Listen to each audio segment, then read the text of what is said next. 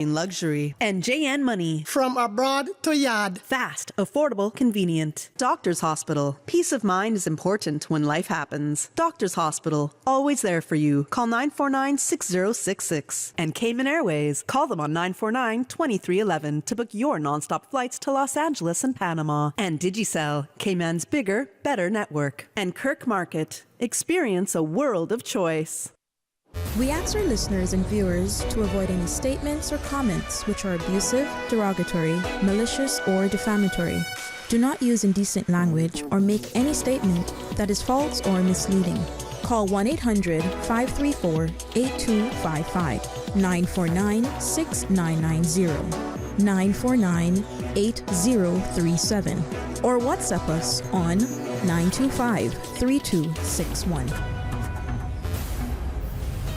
Live from Radio Cayman Studio. This is For the Record with Orrett Connor. Hear from your government officials, independents, and the opposition on issues that matter to you. For the Record. Engage in an open dialogue between residents and lawmakers. With Orrett Connor. Informative, impartial, insightful. This is For the Record.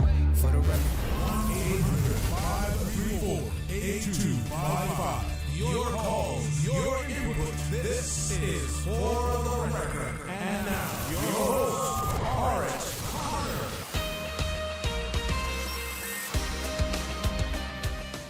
Good morning, good morning, good morning. O land of soft, fresh breezes and verdant trees.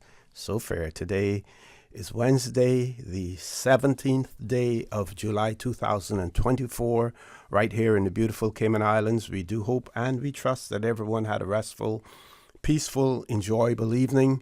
Those of you who are on our roads, we urge you to please, please, please be extremely cautious, whether you're a pedestrian, a cyclist, or if you're operating any type of motorized vehicle. It is a fact that we are averaging at least 9 vehicular accidents per day on our roads. And that is an incredible number for us here in the Cayman Islands. But as we have more and more vehicles on our roads and as we accumulate more and more drivers on our roads as well, then that is likely to happen. That is why it is so important for you to ensure that you observe the rules of the road, because if you do so, then the life you save may just be your own. For those of you who are celebrating a birthday today, or if you've celebrated one over the past few days, we want to wish you a happy birthday or a belated one, whichever is applicable. And to remind you that the For the Record birthday shout-outs are brought to you by Coca-Cola, who are proud to support your birthday shout-outs. Coca-Cola, available across the Cayman Islands from Tortuga wholesalers. You should accept no substitutes. Taste the feeling with Coca-Cola. For those of you who have lost loved ones, again, we want to extend our sincere condolences to you. We hope and we trust that your faith will help to carry you through these extremely challenging times, and that the memories of your loved ones will be a blessing. Those of you who are ill and are either at home or at a medical facility here in the Cayman Islands or overseas, we do wish you a speedy recovery. So, folks, I want to thank you for allowing Radio Cayman, and by extension For the Record, into your homes, into your vehicles as you traverse the busy roads of the Cayman Islands, into your places of work, wherever that may be. As you know, For the Record is a show produced by the staff and management of Radio Cayman, and it is geared towards keeping you abreast of issues as they arise and play out on the local, regional, and international scene. I am your host, Orrett Connor, and you're welcome to join me every Monday, Wednesday, and Friday from 7:30 a.m. until 10 a.m. During that period, our phone lines are open. The beautiful radio voice of the old gal, Miss Susan Watson, waiting to take your calls. Those phone lines are all working today, Miss Susan. You can call us on our toll-free number provided, courtesy of Flo. That toll-free number, 1-800-534-8255. You can also call us on 949-8037 and 949-6990. WhatsApp us 925-3261. If you simply want to listen and watch us, then you subscribe to Radio Cayman live stream as well. So first of all, let's look at the birthdays. We have some for tomorrow. Tomorrow, the 18th of July, Toby Watson celebrating a birthday. Rose Eden Sanchez is also celebrating her birthday tomorrow, the 18th of July. Marcelo Rich celebrating a birthday tomorrow. Siobhan Hyde's also celebrating a birthday tomorrow. And Minister Jabez, I don't know, is that a Susan Jabez, Minister Jabez, is he a singer? Jabez is a singer, okay? Also, on the 18th, Sharon Smith celebrating her birthday. DJ Neil Sam Sambula also celebrating a birthday tomorrow as well. And to remind you that For the Record birthday shout-outs brought to you by Coca-Cola, who are proud to support your birthday shout-outs. Coca-Cola available across the Cayman Islands from Tortuga wholesalers. They say you should accept no substitutes. Taste the feeling with Coca-Cola. We spoke to you on Monday about the tour that the Swanky Kitchen Band is taking, and Miss Susan, I see someone here asking whether or not you're going to be going to New York. Of course, they're referring to your Cayman Airways commercial and everything else. So I guess they're saying now you need to include in that commercial that you're going to be going there to watch and to support the Swanky Kitchen Band as well. That's a big one. So I'll give them a big thumbs up for that as well. Folks, this scam that is circulating throughout the Cayman Islands, and it appears as if despite the fact that the Royal Cayman Islands Police Service have put out warnings, communiques about this scam, people are still getting caught up in it. Some due to the fact that they are members of particular WhatsApp groups, and those WhatsApp groups have been infiltrated by this message, and people are linking on to it. So here on Radio Cayman, again, we're going to talk about it. I did mention it before. So this was a release from the 14th of July, 3 days ago, where the Royal Cayman Islands Police Service warned of a scam text message. So this one is about the fact that the RCIPS is aware of a circulating fraudulent text message purporting to be from Judicial KY, which suggests that the recipient owes outstanding fees to court and includes linked to review the file. The URL included in the email is a known malicious site for phishing campaigns and should not be clicked on. Instead, the text message should be deleted. And they sent a screenshot of what it looks like. Speak to the fact that you are $50 overdue. Consult my infraction files and whatever. If you see a message that shows up in your inbox for your emails, or otherwise you're invited to click onto something on social media groups or whatever else, if you are not familiar with those details or the sender, simply do not let your curiosity get the better of you. Also, folks, don't let greed get the better of you as well when people promise things to you, especially if it is for free, or if you are required to send a processing fee to receive, a ridiculous amount of money, as well. Do not let that little portion of greed that sometimes is lingering, don't let that get to you. No one is going to give you anything for free. And if you bear that in mind, then I believe that you're doing you steps ahead in terms of protecting yourself from malicious scams that are out there as well. And my understanding is that several people in the Cayman Islands have been hit by this. Some have lost money. Of course, many would keep it to themselves rather than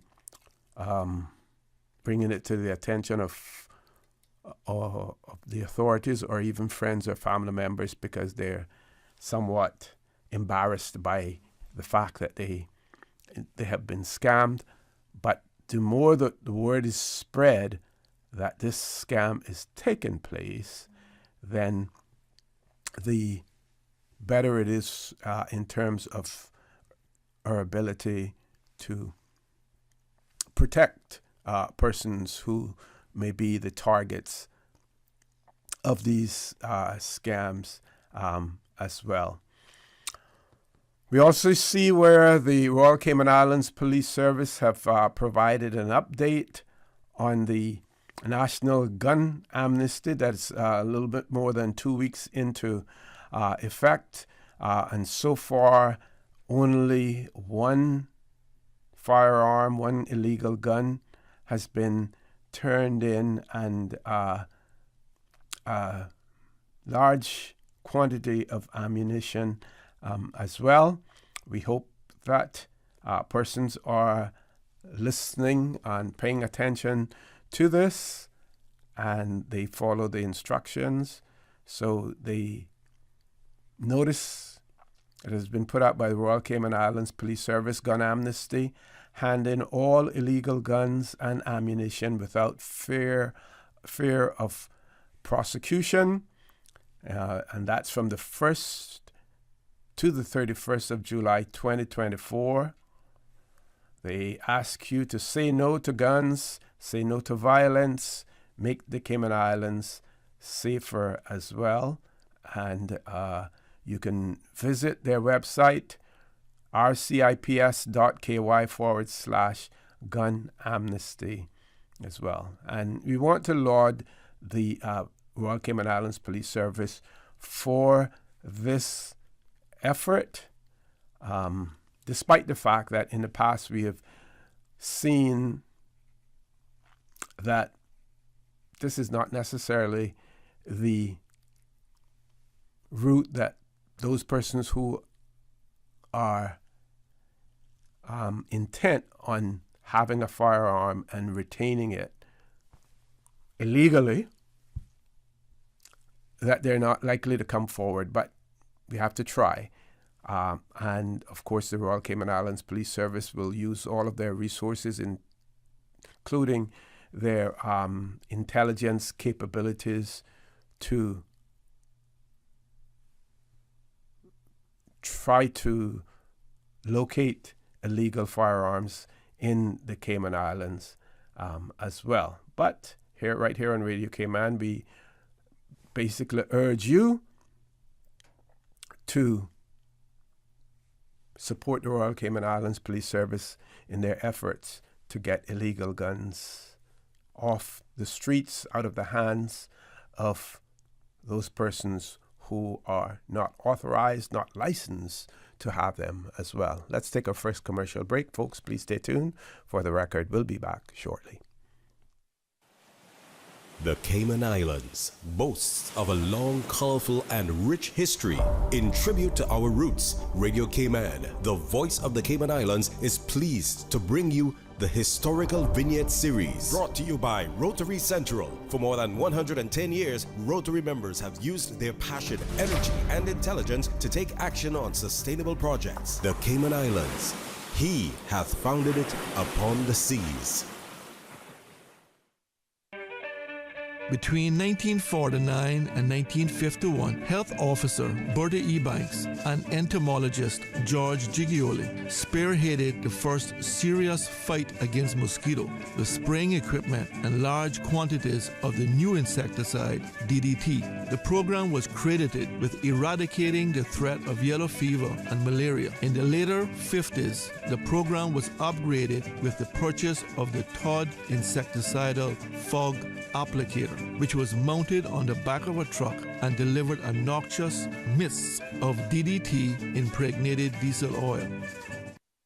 Radio Cayman's Historical Vignettes was brought to you by Rotary Central. For more than 110 years, Rotary members have used their passion, energy, and intelligence to take action on sustainable projects. Since 1993, Rotary Central has worked diligently each year to provide quality bus shelters to our community, a traveling convenience to our school children, the elderly, young people going to work, guest workers, and visitors using the public bus. We, Rotary Central, help you, our advertisers, make it happen. Your marketing dollar travels a far way, positioning your message, your product, your services, your presence in over 83 bus shelters. Every dollar you spend, every advert you place helps to build another bus shelter, providing modest comfort for Cayman travelers. Reserve space now on the only billboard medium in the Cayman Islands. Email rotaryshelters@gmail.com. rotaryshelters@gmail.com. The Bus Shelters, a partner in community convenience. Another inspiration program by Rotary Central Cayman Islands. West Bay Pharmacy in Centennial Towers, a compounding story. I don't think people realize how pain creeps into your life. It has a way of robbing your strength. I really don't like taking prescription medication orally. West Bay Pharmacy in Centennial Towers. They understand. When it comes to compounded medication, it's personal. So whenever there's a problem with some medication or treatments that's not working right, then a physician will call me and say, hey, they're having bad side effects from this medication. Compounding pain cream changed the game. Made special for me. Significant pain relief in the form of a cream. That is a new experience for me. It's changed his life. It worked. Ask your pharmacist or healthcare provider about compounding at West Bay Pharmacy in Centennial Towers. Call 914-6449. There you go, sir. Thanks for choosing JN Money Transfer. Boy, thanks to JN Money Transfer, I can stay right here in Cayman and pay mama bills back home in Jamaica. Her water, light, phone, and other bills never late. Every month I pay everything in one place. Make payments to over 30 companies in Jamaica through JN Money Transfer. Fast, affordable, convenient. Call 1-800-744-1163 for details. You know who this is? That same old girl that went to Hollywood and Panama? Well, guess what? The fun ain't done yet, because this year, I'm going to country concerts in Denver. I got kick up my heels in Times Square. I got keep living the dream with Cayman Airways. We so blessed to have them. I tell you what though, this old girl feeling younger than ever. Make your travel dreams come true with Cayman Airways, offering international non-stop flights from Cayman to New York, Miami, Tampa, Denver, Los Angeles, Panama, Kingston, Mobay, La Ceiba, and Havana. Enjoy free rum punch, free in-flight entertainment, free seat selection, and free meals on select flights. Call 949-2311, contact a travel agent, or visit CaymanAirways.com. July is Laundry Month at Brand Source Home Gallery. Get ready to save big with 15% off on all washers and dryers, both domestic and commercial, and 30% off on selected laundry items. Is your washer or dryer on its last spin? Now's the time to upgrade. From GE, LG, Samsung, Beko, Electrolux to Frigidaire, save up to 30% on laundry appliances during the month of July. Visit Brand Source Home Gallery on Dorsey Drive in Industrial Park or call 623-5000. Check out BrandSourceCayman.com for more deals. Voted Best Appliance Store of 2023. What's that? No sugar, same amazing taste? Coca-Cola Zero Sugar is here to stay. Classic taste, pure satisfaction. Be sure to stop into any Tortuga location and get your own case of Coke Zero. Or grab an ice cold one straight from the cooler. Brought to you by Tortuga Distributors Limited. Coca-Cola, taste the feeling, Cayman.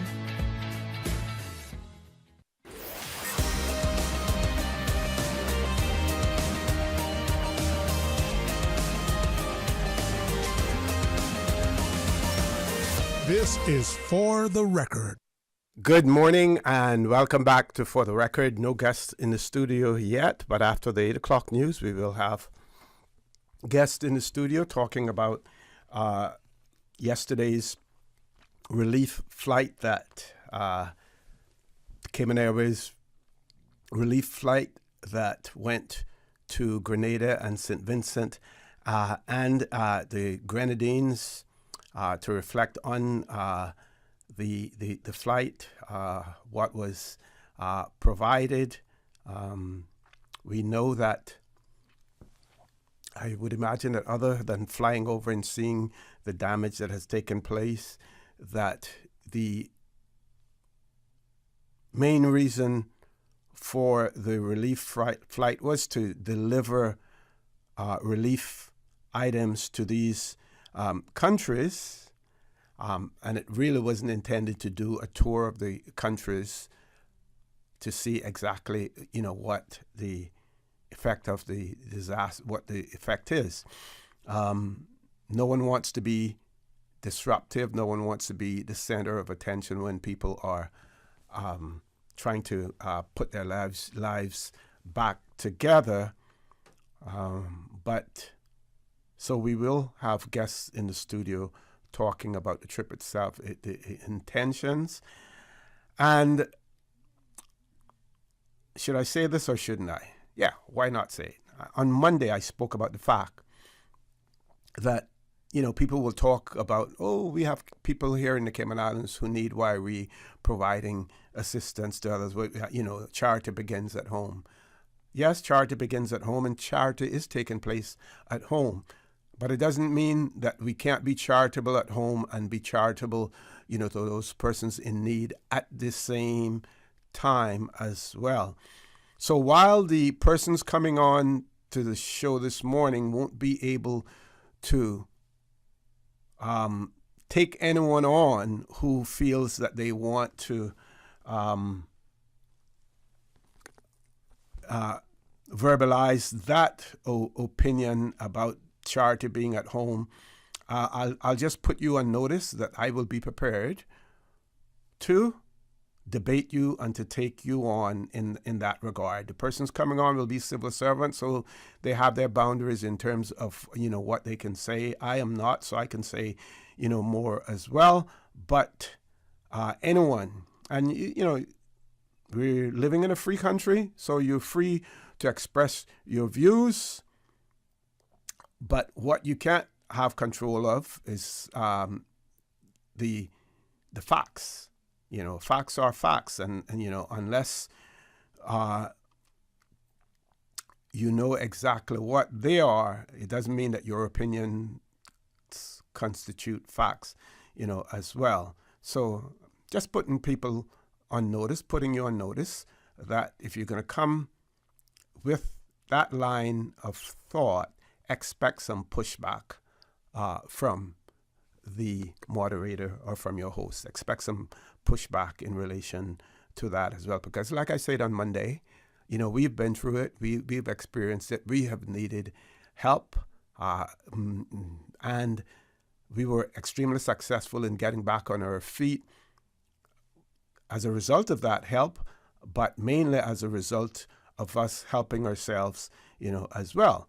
not every country is in a position to do that.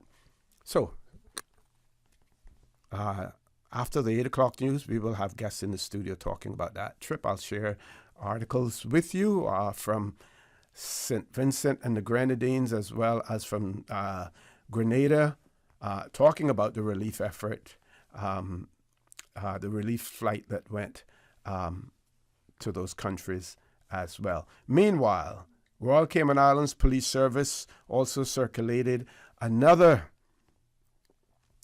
press release and a warning about a WhatsApp scam that continues to circulate as well. And this one was put out by the Royal Cayman Islands Police Service yesterday.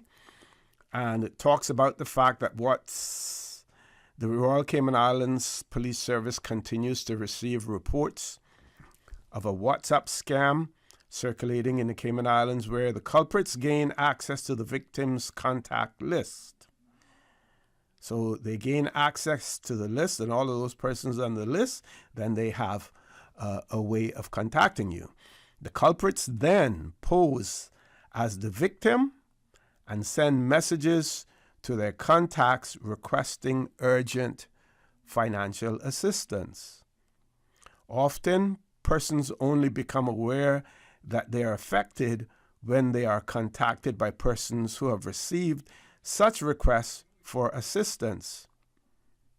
So, if you are aware that you are affected by this scam, the Royal Cayman Islands Police Service advises that you let all of your contacts know that these messages are not coming from you and that they should avoid sending any money. Remember, the person who has infiltrated your WhatsApp group and have then obtained all of those details, go out, send out messages saying that they're the victims, they need money, they need your assistance. And of course, you sometimes will think, well, they have my contact details, this must be the person.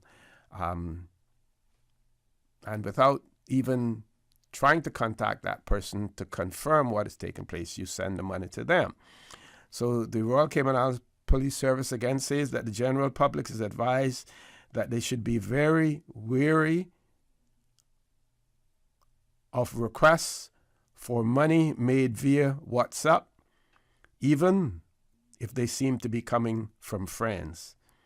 They advise that it is best to make contact with the person who appears to be making the request via some other method, such as a phone or a video call or in person, to verify the request as well.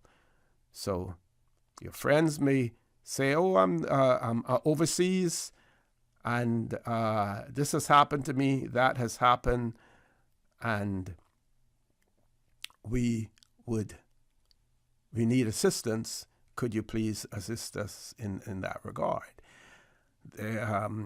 This is going off track a little bit, but there's an old story of a person working for the government of the Cayman Islands, a non-Caymanian person who would always go, when they go to on overseas trips in terms of government. And those days, government didn't necessarily have, credit cards and stuff. You got your advance, your travel advance, your per diem and everything else. And that person would always end up reporting that they got robbed, and the other persons within the group then would have to pool their money to assist them throughout the entire trip. And it was later found out that wasn't necessarily the case, that they had never been robbed, but they were perpetrating a scam on their own co-workers, as well. But I will say no more about that, because that was a long, long time ago in our history in the Cayman Islands Civil Service as well. Folks, with that, we have reached the top of the hour of the 8 o'clock news. Please stay tuned for the record. We'll be back immediately after the 8 o'clock news. Thank you, Mr. Connor. And studio time by Foster's is 8 o'clock. When you're on the go, the experienced team at Foster's Pharmacy are here to help. Drop off your prescription while you shop or WhatsApp us and we'll prepare it, ready for your arrival. Whether you need prescription or over-the-counter medications, blood glucose testing, or advice on vitamins and supplements, we're here early in the morning to late at night. Both of our locations at our Camana Bay and airport stores are open 7 a.m. to 9 p.m., Monday to Saturday. For more info, visit fosters.ky/pharmacy. Foster's Pharmacy. Better health because we care. If they are talking about us, living in your head rent-free all this time, we must be relevant. Radio Cayman since 1976. The 8 a.m. news is brought to you by ValueMed Pharmacy. Save time and order your prescription refills online at value-medpharmacy.com. VALU-medpharmacy.com. For today's biggest news. Radio Cayman, the voice of the Cayman Islands.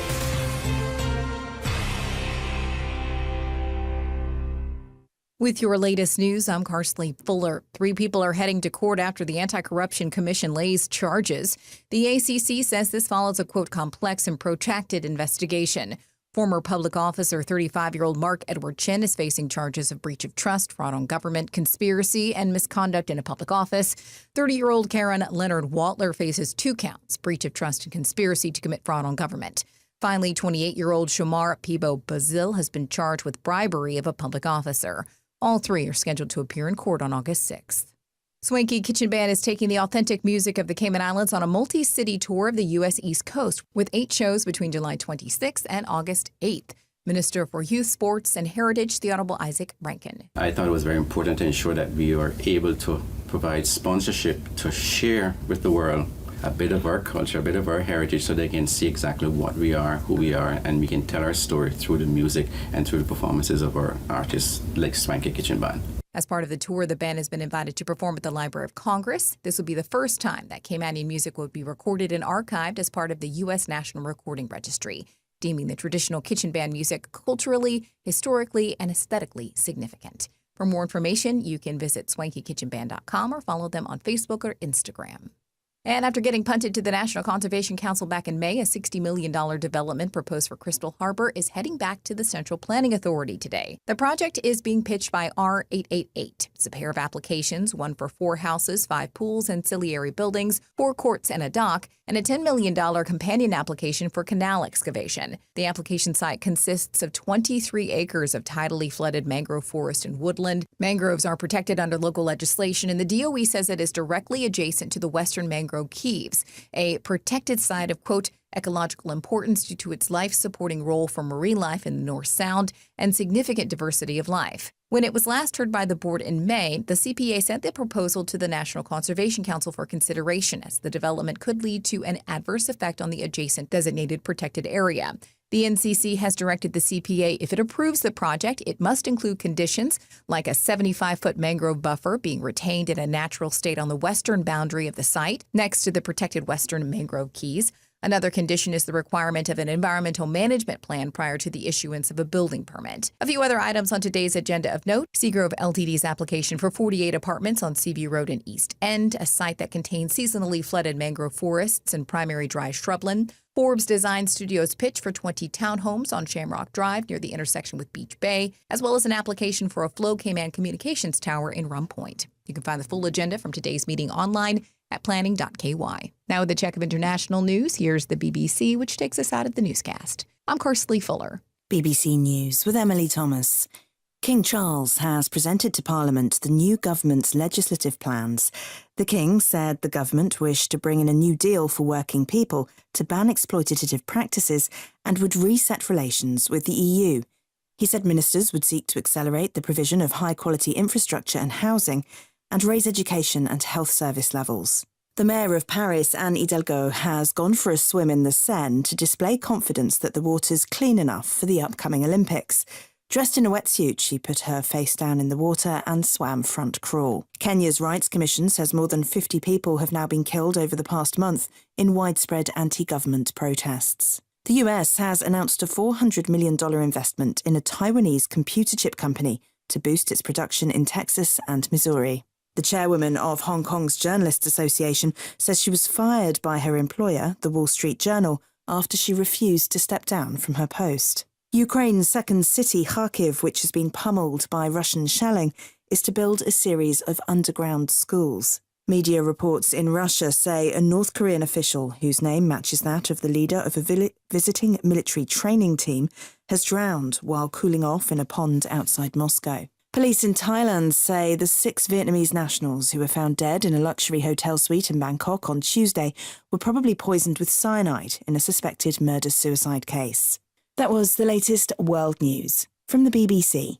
The 8 a.m. news is brought to you by ValueMed Pharmacy. Save time and order your prescription refills online at value-medpharmacy.com. VALU-medpharmacy.com. Now, more than ever, supporting your immune system is crucial to helping your body fight off illnesses like the common cold, the flu, and COVID-19. At ValueMed Pharmacy on Walkers Road and in Boddentown, we carry all the essential vitamins and minerals to help support your immune system and improve your overall health. Some of our top immunity support picks are vitamin C, vitamin D, zinc, elderberry, and quercetin, or the popular 7-in-1 immunity support. Our pharmacists are always on hand to help guide you and answer any questions. Visit ValueMed Pharmacy on Walkers Road or Boddentown. Live happy, live healthy with ValueMed Pharmacy. Stay in touch with Radio Cayman with the latest up-to-date, accurate news and information. For your convenience, the headline news will be repeated on our sister station, Breeze 105.3 FM, weekdays at 8:30 a.m. Follow Radio Cayman on social media, Facebook, Instagram, Twitter, or download the Radio Cayman app in the App Store or log on to www.radiocayman.gov.ky and stay connected to what's happening in the community. Radio Cayman, your voice, your choice, your radio. You know who this is? That same old girl that went to Hollywood and Panama? Well, guess what? The fun ain't done yet, because this year, I'm going to country concerts in Denver. I got kick up my heels in Times Square. I got keep living the dream with Cayman Airways.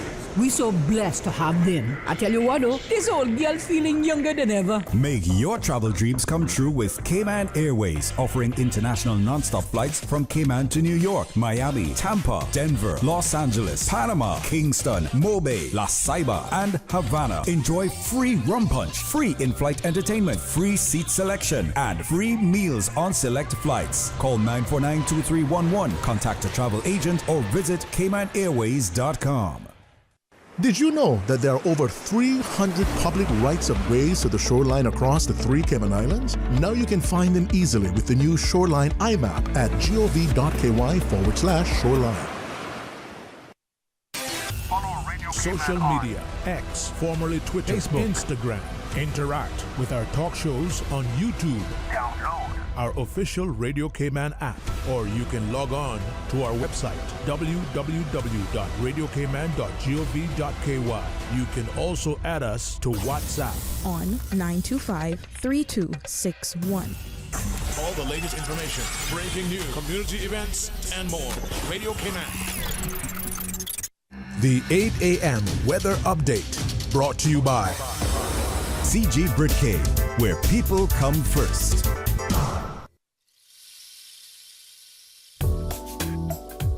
Listen, good morning. Let's take a look at the latest weather report. Current temperature is 86 degrees. Relative humidity is 75%. The barometric pressure is 29.94 inches and rising. The wind is out of the east at 6 knots. Overnight low temperature was 83 degrees.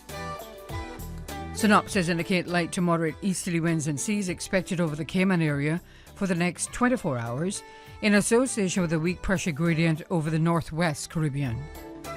Radar images show isolated showers in and around the Cayman area moving towards the west. That forecast for the Cayman Islands for today, calling for partly cloudy skies with a 30% chance of afternoon showers, and temperatures will rise to the upper 90s with a heat index of around 105 degrees Fahrenheit. Winds will be east at 5 to 10 knots, and seas will be slight with wave heights of 1 to 3 feet. Tonight, pretty much the same, partly cloudy skies with a 20% chance of showers, and temperatures dipping to the upper 70s tonight. Your winds will be east at 5 to 10 knots, and seas will be slight with wave heights of 1 to 3 feet as well. Low tide will be this afternoon at 12:55. High tide this evening at 7 minutes after 8, or tonight. The sun will set this evening at 5 minutes past 7 and will rise tomorrow morning at 5:58.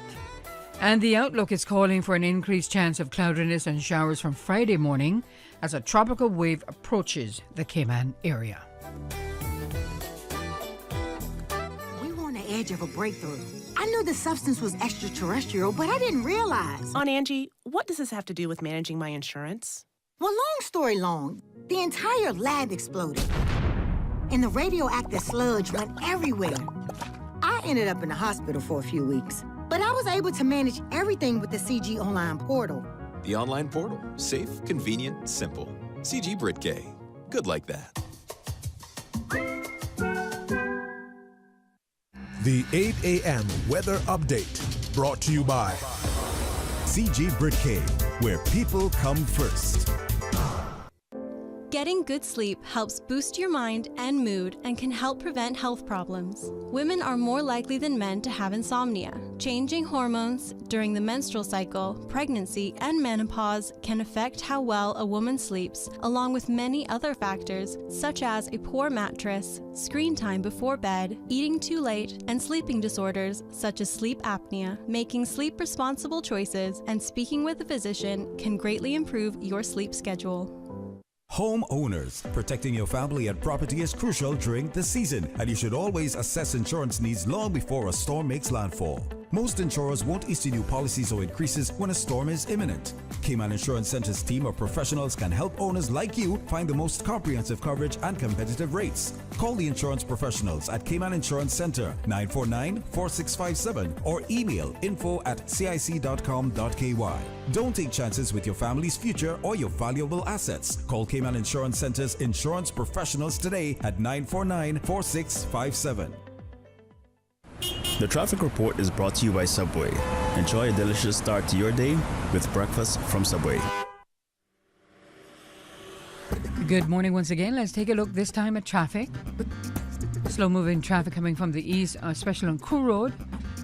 Slight delay is expected. Heading east in Crew Road, traffic is moving on swiftly. Coming off of Bobby Thompson Way, traffic is steady but flowing, as well as Hunter Avenue. Slow moving traffic, of course, on Crew Road. And as we look to the east on Shamrock Road, traffic is moderate in both directions, as well as on the Linford Pearson Highway.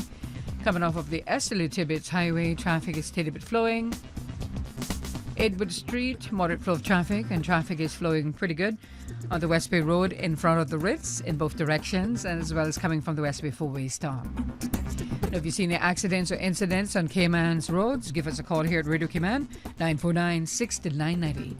That's what's happening on your roads. Join us again at about 10 minutes past 12 o'clock. We'll give you another look at traffic. Remember, click it or ticket. Summer's heating up, and so are the good times. Whether you are out on the water, enjoying the beach, or gathering with colleagues for an office bash, make it a feast to remember with Subway. From assorted sandwich platters to mouth-watering cookies, our catering menu has something for everyone. Perfect for groups of 5 or more. For food that's fresh, fast, and perfect for any occasion, choose Subway Catering. Visit subway.ky for catering up. The traffic report is brought to you by Subway. Enjoy a delicious start to your day with breakfast from Subway.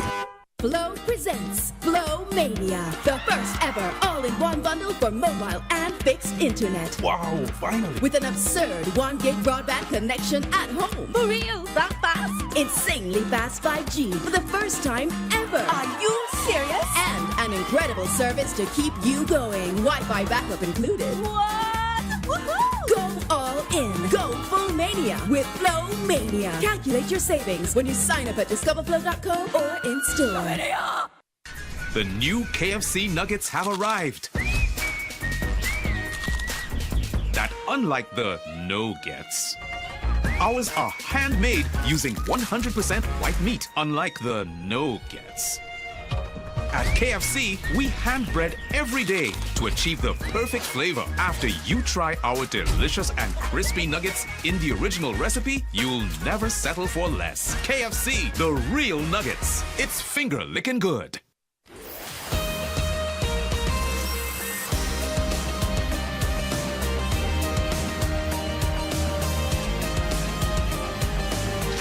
Record with Orrett Connor. Good morning and welcome back to For the Record. It is my pleasure to have in the studio with me now we have Mr.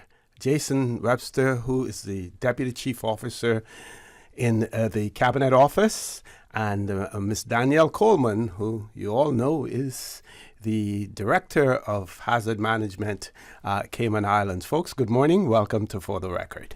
A very good morning, AC, and a very good morning to all the listeners out there today. Good morning, Mr. OC, and good morning, everyone out there. Okay, so we're going to talk exclusively about relief.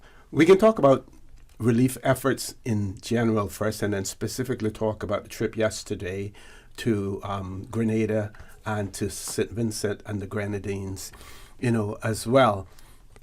And we know that even in the huge United States, when something occurs in one state, normally you will see assistance being rendered from other states, whether or not it has to do with electricity, whether or not it has to do with fire, when there are hurricanes or whatever. So we're all interdependent to a certain extent. That extends to the Caribbean as well. And we have seen worldwide efforts and world organizations established for the purpose of assisting countries in need. Can you speak to the general principles, involved in that? Well, I'll start off by talking about some of the previous efforts that we've made. Sure. In 2015, following a tropical storm, the government did donate, I believe it was around $500,000 US to Dominica to assist them with their recovery. And then in 2017, the Cabinet Office was intimately involved with the relief efforts to Turks and Caicos and Anguilla following Irma and Maria. In those instances, we sent flights there. One was spearheaded by the then Premier, Sir Alden McLaughlin, and the other, the Cabinet Secretary and myself, went to Turks and Caicos. In addition, I think we also sent over a helicopter to Turks and Caicos to help them out to survey the outer islands. And if I remember correctly, we also sent over the engineer from Radio Cayman to help Turks and Caicos get their radio comms back up so that they could have communication with their populace. Actually, in Anguilla as well, the former director of HMCI stayed on when we did the relief flight there and helped them out for a while. We also, in addition to that, obviously in BVI, we were in BVI after post-Irma. There was 4 cohorts of police officers. That's month rotation for 4 months. And then a couple of us went to support the national office as well as the Red Cross. So a really good show there, as well as Bahamas, Dorian, and since then with Turks and Caicos with other issues, not so much natural disaster related. But I do think it's a really good demonstration about how Cayman is in a position to assist our neighbours, and we really all have to assist each other, because again, at the end of the day, we're only as strong as the weakest link. And yes. I think as a family, as a Caribbean family, obviously we work very closely with our overseas territories, so we meet with them every month. I assume these days, but again, it's how can we help each other in blue skies as well as obviously in any kind of natural disaster. And of course, in addition to all of that, we are members of SEDEMA, which is the Caribbean Disaster Emergency Management Agency, and both Grenada and St. Vincent, thank you very much, are members there too. So we've been collaborating with SEDEMA this week and attending those SEDEMA meetings in regards to Hurricane Beryl response. And again, we're just one part of the big family. And the assistance doesn't always have to be in cash. It can be cash or it could be in kind, in terms of providing technical support, technical advice as well. We know, for instance, after Hurricane Ivan here in Cayman, we needed assistance in terms of determining the extent of the damage and the needs, that we had. And I do recall that what we learned about Cayman after Hurricane Ivan was the importance of data, collecting data. Absolutely. I mean, I was really shocked. Obviously, the Premier was on the calls with the CARICOM heads of government prior to its arrival the week of the 4th. And they had their needs assessments done in St. Vincent and in Grenada very, very quickly, which allowed us to make the determination of whether or not we were going to send a relief flight and to collect the goods for them. So it took them less than a week to get their needs assessments done and provide that list and distribute it amongst all the different Caribbean agencies that are in CARICOM.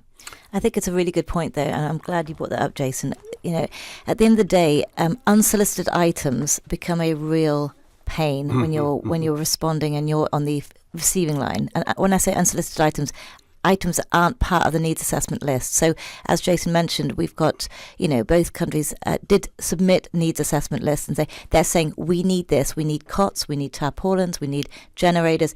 We have a very good list from them already on that because the teams have already been out to assess that. What we strongly recommend against is just sending stuff, because what we've seen in the past, and again, I've been on the receiving end of this many a time, both in Thailand post-tsunami and BVI and other places, is that the supply chain gets completely blocked by items coming in by well-meaning people. They send, for example, food supplies, or they'll send clothes, but they're not being asked for by the country. So the country itself can actually have a lot of clothes or have a lot of food or whatever else. I know one of the issues we had this last week with Beryl was a country receiving a container full of pasta. Now, pasta is great when you've got electricity and water, endless supplies of both. Not so good when it's going off within a week, expiry date. And again, we've often seen those expiry dates becoming a real issue. So the people on the ground have to spend time disposing of it because you can't use prescriptions that are going off, or medication, or we've had containers full of shoes before, and they're left shoes. And we've also had, in BBI, we had 2 40-foot containers of broken doors. That's not going to help the people on the ground when they need to have the life-saving equipment. So it's really important when you do give towards a country in response, you focus on the things they need and not the things that you think you want to get rid of. Okay. Later on, we're going to talk about the diaspora, of these countries. They don't have a huge footprint here in the Cayman Islands, St. Vincent and the Grenadines, nor Grenada. We know Jamaica has a huge diaspora throughout the world, and those persons are able to assist family members and everything else. We, as far as Cayman is concerned, like I said, we don't have a huge footprint there. But we'll come to that later. What we want to talk about, also is the role that the media can play in disseminating information in terms of need, in terms of making people aware of the extent of a disaster, because we know that everyone is on the ground and the media is always there, but the life cycle, of a story is likely to be no more than, if 15 minutes, and then after that is it. So we have the pleasure of having our own Miss April Cummings in the studio with us. You were on a trip as well yesterday. I was, yes. And we want to hear from you about the role of the media and keeping the story going about the need and the extent of the disaster. So that is one of the challenges, particularly in today's media landscape. So we went from having short attention spans to minuscule attention spans. And I mean that on both sides, with the audience and the people creating the content, if you will. So it actually, I think, takes determination. It has to be an intentional decision to do those stories weeks and months later. So I'm trying to find a gentle way to say this, but it is very much, when you have a personal loss in your family or in your community, and, the people are bringing the casseroles tomorrow and the next day, and everyone's all over it. A year later, there aren't any casseroles usually, and the person is sitting there feeling alone and a little forgotten sometimes. This isn't true for everyone, but as I was thinking through it, I'm like, we're all over this today from a media perspective. What happens 6 months from now, or a year from now, or 2 years from now? Because the recovery process or restoration process and rebuilding, it takes time. And when the emergencies aren't as urgent, that's, I think, when that cycle can sort of fade. And so it did. We didn't spend a bunch of time on the ground, per se. I mean, these guys were unpacking stuff while people were shaking hands. It was quite a whirlwind in many respects.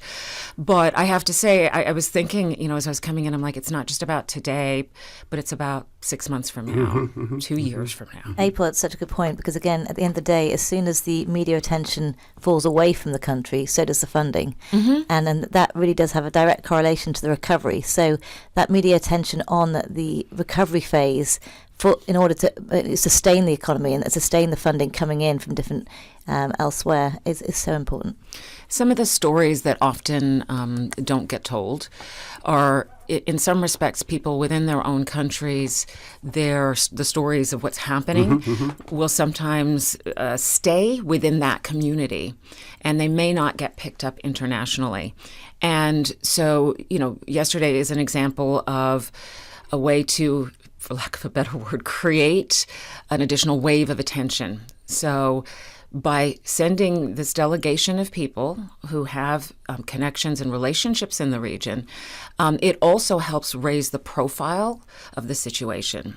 And sometimes things come in waves, right? So people will see the Cayman Islands do something, they're from somewhere else, they'll say, you know what, we have some funds or some stuff we can do. They too are inspired to get involved. Of course, as Danny has quite clearly said, you have to be careful about how and what form that takes. But I think sometimes showing a bit of leadership is a really important part that we don't always put enough value to. And how can nonprofits be involved in it? I read an article on Monday on air about St. Lucia and Hurricane Thomas. That would have been in 2009, I believe, yeah. And here in the Cayman Islands, the then Premier Honorable McKeeva Bush, and there was a organization, I'll find it again, that was located here as well, and they collaborated with the government of the Cayman Islands on a relief flight that was sent to St. Lucia, and also to provide supplies to St. Vincent and the Grenadines at that point in time as well. How important are these relief organizations like Samaritan's Purse and the other ones, because they are experienced and they know basically the needs that are there after natural disaster. I think here in Cayman we're very lucky because all our voluntary agencies, Rotary, ADRA, Kiwanis, Lions, Ministers Association, they're all incorporated into our national response, so they're part of the National Emergency Operations Centre. And we strongly believe that you cannot do this as a government. You can't respond to an emergency, no matter where you are in the world. As a government, you have to be doing it together as a team, private and public sector. And I think the voluntary agencies not only have experience, as you say, we talk about obviously ADRA's disaster relief agency, but also, the personnel, they have a lot of volunteers, very willing volunteers, very capable volunteers. They have money, they have, they want to be part of the process, they want to be part of the response. So we work very closely with all those agencies here in Cayman. And even yesterday on the flight, we had a Rotarian with us. And again, when I was in BVI post Irma, I spent a lot of time as a Rotarian. I spent a lot of time with the Rotary Club, working with them in disaster response. So it's very much a public-private partnership, and those service clubs and those agencies and associations are a critical part of the response. Jason, you want to add anything? No, I just wanted to raise a point when you were talking about the media attention. Obviously, following the general election in the UK, one of the first things that the then appointed Foreign Secretary did was call our Premier, have a conversation with her, and then he did reach out to the CARICOM nations, and within a day or two, they announced their relief package. So it was good to see the support coming from the UK side as well. I think it's very important that they keep the story going as well, so that people, because they have a large diaspora over in the UK, obviously. So it's good to see that they're supporting the Caribbean and continue to support the Caribbean where they can. Okay, folks, we're going to take a commercial break. When we return, the conversation with the Director of Hazard Management Cayman, Ms. Danielle Coleman, the Deputy Chief Officer in the Cabinet Office, Mr. Jason Webster, and our own Radio Cayman, Ms. April Cummings. Don't change that dial. Please stay tuned for the record.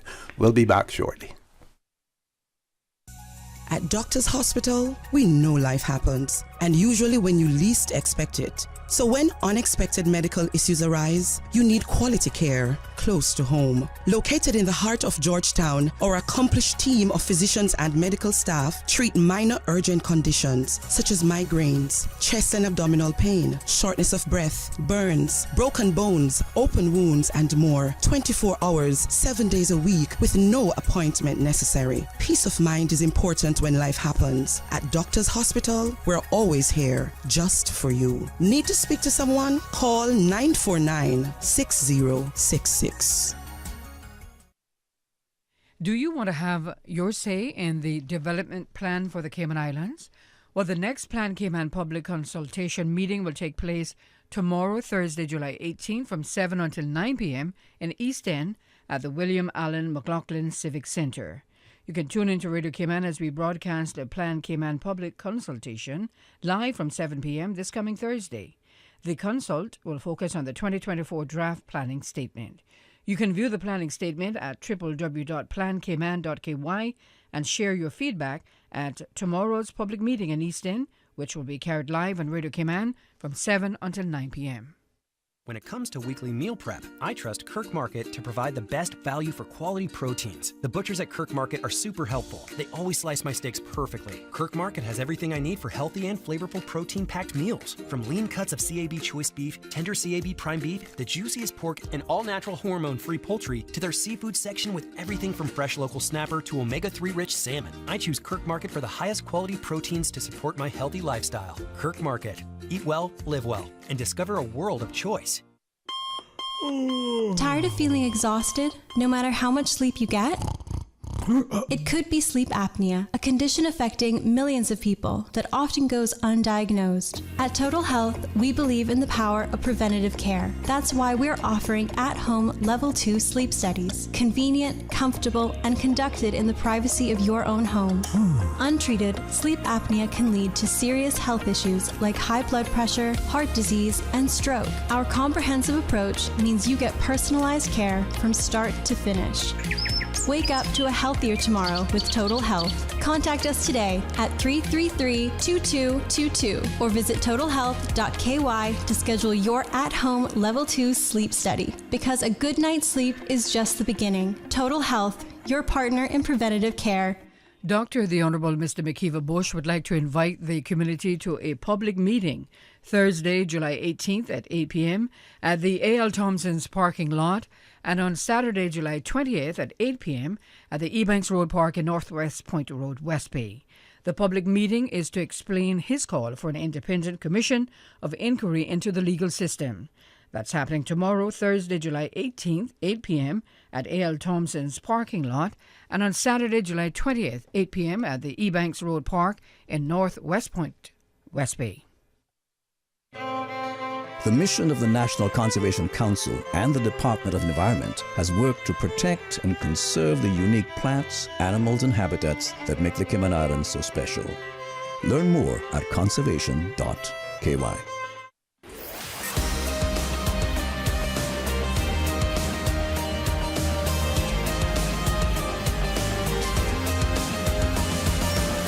This is For the Record.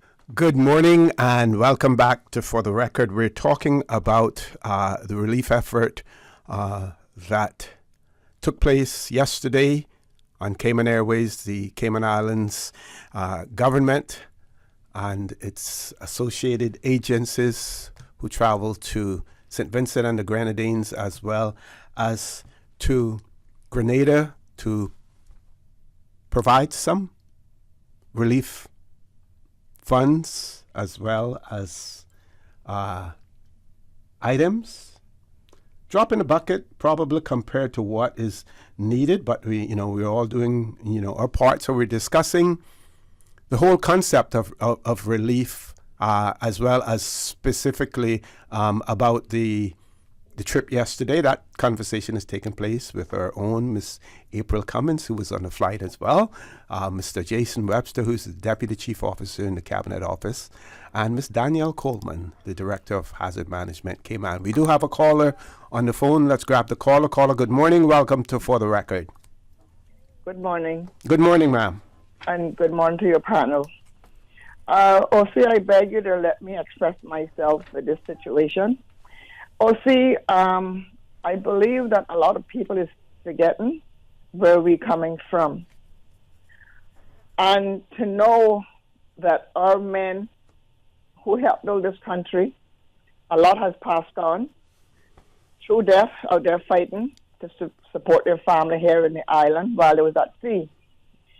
So, OC, to be in the Caribbean, being part of the Caribbean, and know that we're in a hurricane path, I would say, every 6 months of the year, we need to get down on our knees more regular than we do and complaining. Social media is a disgrace for this island when it comes to us trying to help another island or wherever the island may be or wherever the part of the world it is, because OC, we are surrounded by water. We have absolutely nothing here to a degree, and you know what I'm talking. I don't have to go into no details. We will need help from anywhere in the world that can reach out to help us in this country. So I am saying this morning, Cayman was raised up on a kind and giving and a passionate island. We have changed a bit for the worst a degree, but the fact of the matter is, God has been sparing us for so many years, and if another island get damaged, it seems to be a headache for our people that is living on this island, Caymanians as well as expats, and those that call themselves PRs and so forth and so forth. It needs to be stopped because, we have nowhere to run. We will need someone to come in and bail us out, help us, and take us probably to their country for survival for a period of time until we can get Cayman back to an extent to come back to live on. OC, the media is a disgrace to this small island. The things that is being said and done. I give right where is right and wrong where is wrong when it comes to politicians and the things that people may say from time to time. And OC, if we can help, it's absolutely nothing wrong with it. Absolutely nothing wrong with it. And I say, if any government was to take every Caymanian and every expat that live here and support them 100% financially, they still will not be happy. And they will still not be contented. It is like the low mentality. It is what ruining this island. I remember when I moved away to the U.S. many years ago and saw the way that people live, the way that people talk, the way that people go on, and coming from a small island with such low mentality, I say it is time that I need to broaden my horizon when it comes to the low mentality, because we are full of low mentality in this island, and nobody seems to want to grow away from it, because look like hatred is more easier to spell and express than love, L-O-V-E, and care, C-A-R-E. You understand?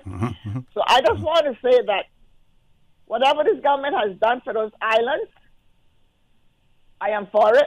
And there's a saying, we should take care of home before we take care of other countries. We are taking care of home to a degree, but the people do not appreciate what is being done regardless of what government it may be. It is. Sometimes the government slips up. Don't get me wrong. And like I said, believe me, I will give credit where credit is due, and where credit is not due, I would say something. But when it comes to helping people back into a shelter and medicine and food, you want to tell me that as small as Cayman is, they can have this nasty narrative how we are trying to help other countries that is in desperate of need. Or see, one day it's coming that we may not be able to get a boat to cross that water to get to another man's country. So I'm just asking the people of this island this morning to please change your ways when it comes to helping people that is in need. Yes, some things are out of control here when it comes to helping here and there locally. It's not appreciated. You go to the grocery stores or see, The grocery carts are running over from NAU. There's people in the stores whispering about these people with NAU.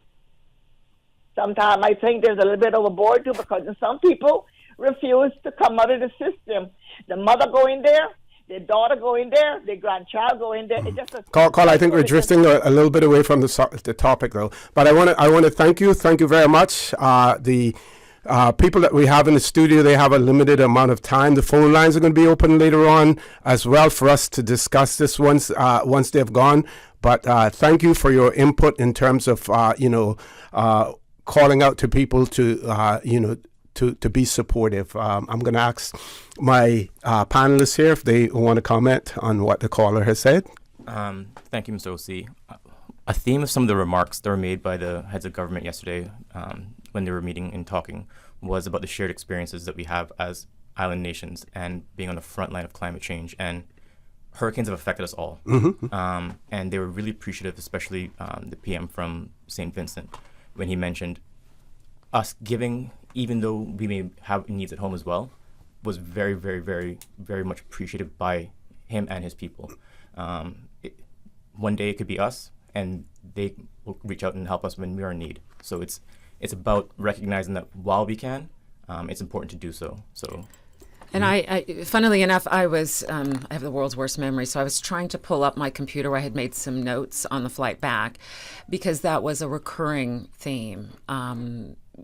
There was an acknowledgement. And so I always think it's coming to the people, but the politicians are the ones, juggling the budgets and the money and the situations.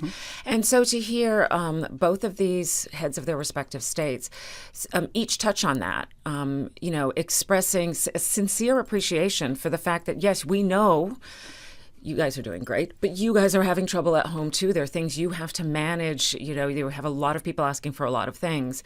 We truly appreciate you doing this. Although in some respects, aside from the money and supplies, I think they were equally, if not more, happy to have the people bring it to them in person, which surprised me a bit, because I'm thinking, you just want to go back to work and take care of things. But I think it helped really bolster their energy and give them that sort of extra push to continue on the work that they were already doing at home. And that was a sort of a surprising thing for me, because I thought, well, it's going to be about the money and the items. Well, yes, but you still need the energy and the buoyancy to keep going after you've been working 15-hour days and sleeping 2 hours a night. And so I think the gifts you give come back, and it wasn't my gift to give, but I certainly felt it come back to me that you are giving in more ways than one. And like the caller said, tomorrow it could be us. And I heard that too. Several of our folks said that. Several of their folks said that. We understand it's all a cycle in the universe. It is a cycle. It's so true. It's it does go. We've experienced ourselves before 20 years ago, and again, it's only a matter of time until we have to experience that again, especially as climate change and so forth, rapid intensification and so forth. But again, you're right. I mean, seeing our counterparts yesterday, disaster response counterparts, and also working with the cargo guys unloading the plane, the appreciation. I haven't seen him for a while, but gave him a massive hug, and we just like it was like, okay, it was a long hug just because he needed it, and I needed it too, I guess. And all he kept saying is just like, Danny, I'm so tired. And again, I got texts all night from him saying, I'm just so grateful. It was such an amazing appreciation. I can't get quite teary-eyed now. Just because, again, we've been there, even after couple of days of activation, you're absolutely exhausted, and this is weeks later, and they're trying to respond to a very difficult situation. They do need our help. They need, and we are in this together. At the end of the day, as an amount of time for us, it'll be maybe a couple of years down the line, hopefully not this year, but we do need to support each other, and where we can, we should. It hasn't depleted our stock. I mean, our warehouses here, hazard management warehouses, still have the same stock. We haven't touched any of that. It also, in some ways, helps our economy by boosting, the supermarkets and sending the kit away. But we really do have I strongly believe we have an obligation, a duty to help our brothers and sisters in the Caribbean. Okay, we're going to take another commercial break. Mr. Webster, we know that you have another meeting, so you can slip out at any point in time that you need to. Folks, please stay tuned. For the record, we'll be back shortly. At Doctor's Hospital, we know life happens, and usually when you least expect it. So when unexpected medical issues arise, you need quality care close close to home. Located in the heart of Georgetown, our accomplished team of physicians and medical staff treat minor urgent conditions such as migraines, chest and abdominal pain, shortness of breath, burns, broken bones, open wounds, and more. 24 hours, 7 days a week with no appointment necessary. Peace of mind is important when life happens. At Doctors Hospital, we're always here just for you. Need to speak to someone? Call 949-6066. You know who this is? That same old girl that went to Hollywood and Panama? Well, guess what? The fun ain't done yet, because this year, I'm going to country concerts in Denver. I got kick up my heels in Times Square. I got keep living the dream with Cayman Airways. We so blessed to have them. I tell you what though, this old girl's feeling younger than ever. Make your travel dreams come true with Cayman Airways, offering international non-stop flights from Cayman to New York, Miami, Tampa, Denver, Los Angeles, Panama, Kingston, Mobay, La Ceiba, and Havana. Enjoy free rum punch, free in-flight entertainment, free seat selection, and free meals on select flights. Call 949-2311, contact a travel agent, or visit CaymanAirways.com.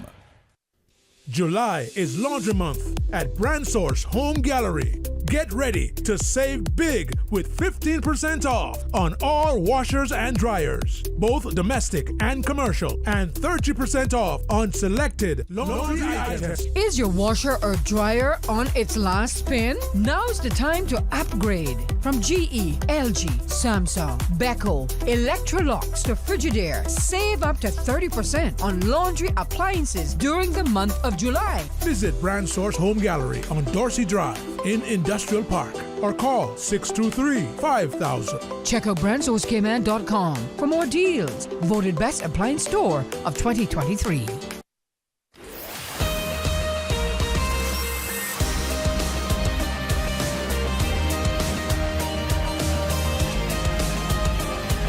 For the Record with Orrett Connor. Good morning and welcome back to For the Record. In the studio with me, we have Miss Danielle Coleman, the Director of Hazard Management Cayman, and she has to leave around about 9:05. Mr. Jason Webster, who's the Deputy Chief Officer in the Cabinet Office, he has to leave at about that time as well. And we have our own Miss April Cummings, who has no excuse. I won't call it an excuse because they're she's getting paid to be here. I was like, but I need to go get coffee at 2 minutes to 9, sir. They have legitimate reasons for having to leave, but Miss April, she'll be right in the building here, so I'm going to keep her in the studio with me. We're going to have some discussions going as well. And off air we were talking about the importance of accountability, as far as the goods and the finances that have been provided to these countries. We know that St. Vincent and the Grenadines, as well as Grenada, they are democratically elected governments, not like some other countries that we may have in the Caribbean that you worry about whatever is donated to them, whether or not it's going to go to the elite in their political structure that ensures their continued dominance, or whether or not it's going to actually go to the people that need it. Can we talk a little bit about that?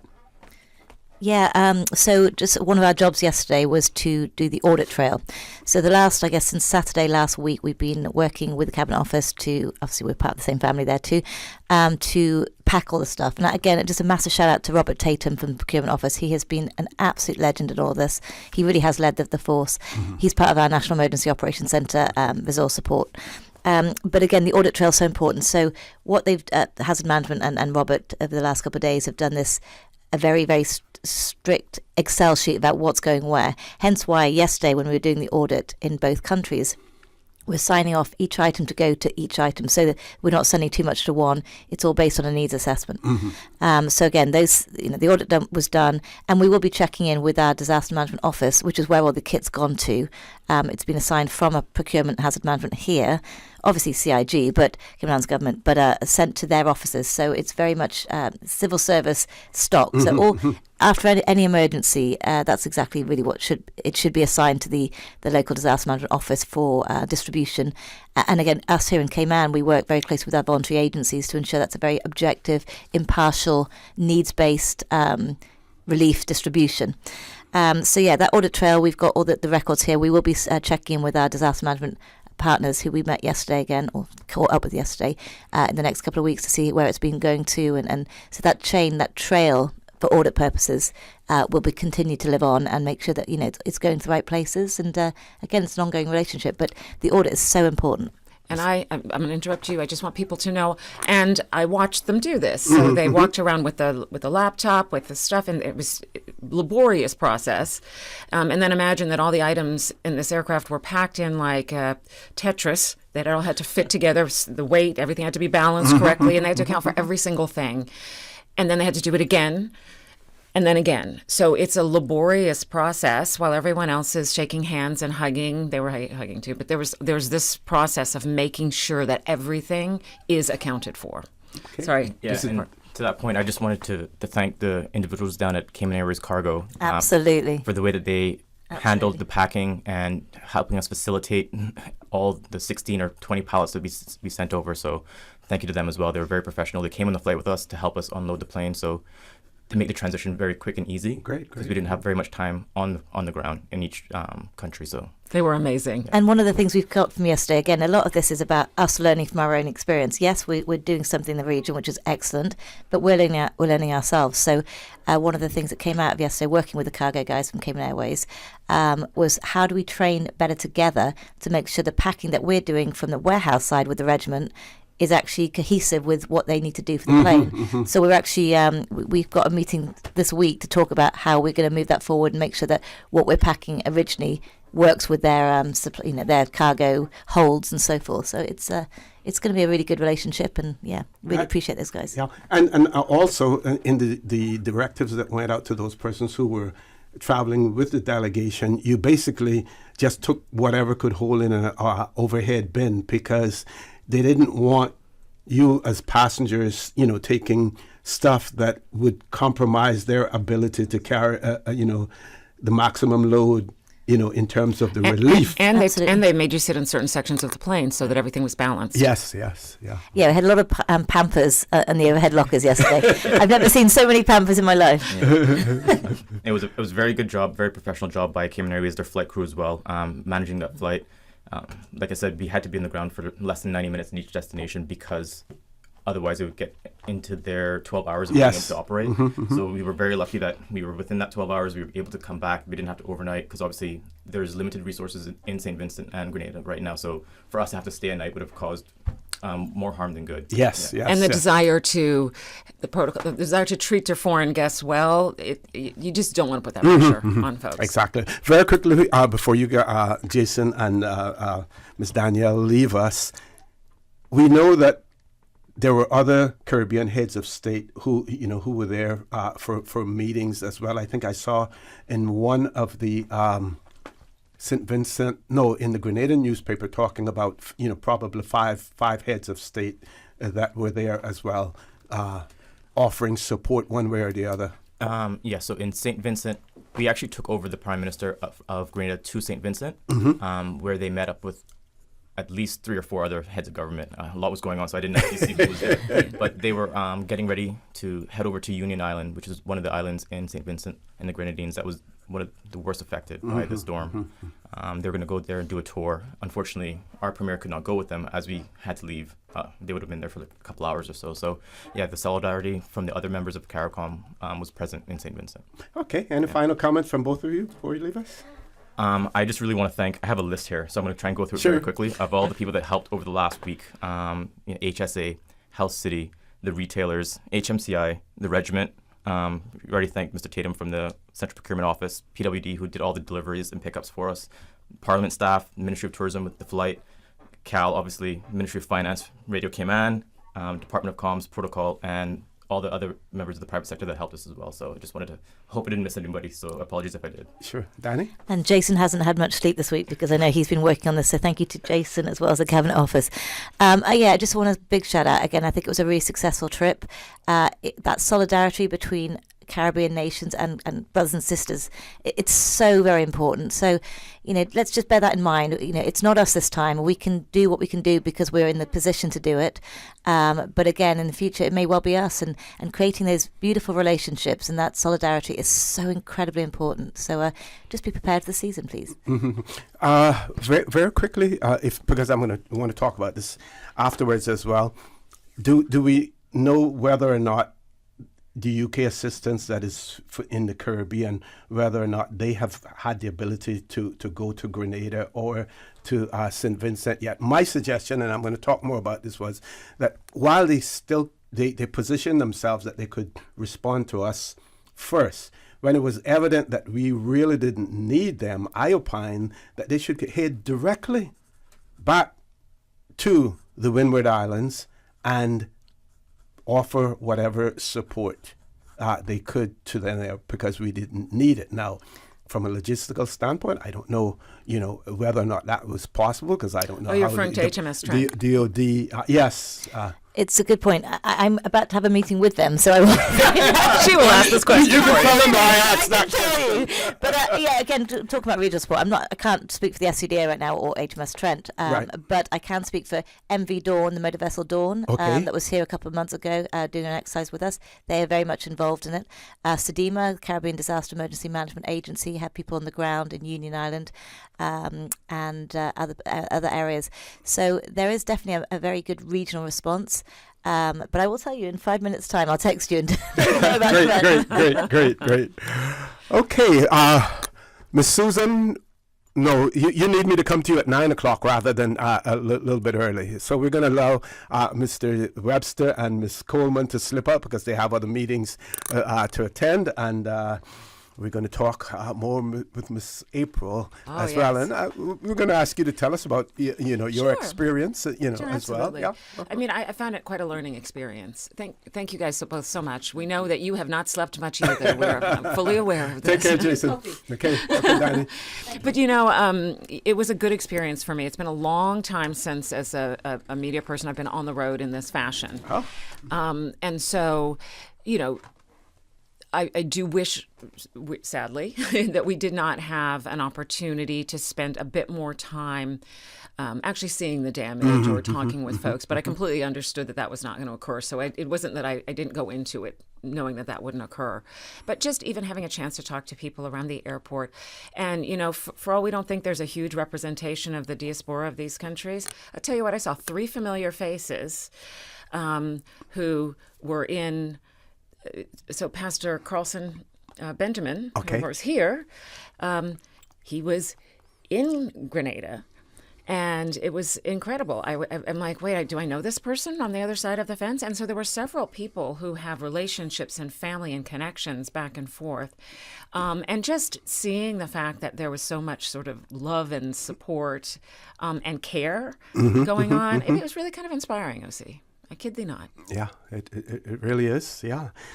And the importance of keeping this story alive about the plight of those persons in Grenada and in St. Vincent. I mean, we talked about it a little bit before, but, it is important to see the very real human issues that were experienced here, that they too are going through. Because if you don't share that story, I think it can be easy to forget that there's a big difference between some of the challenges I'm facing and living without electricity and water, for example, or shelter.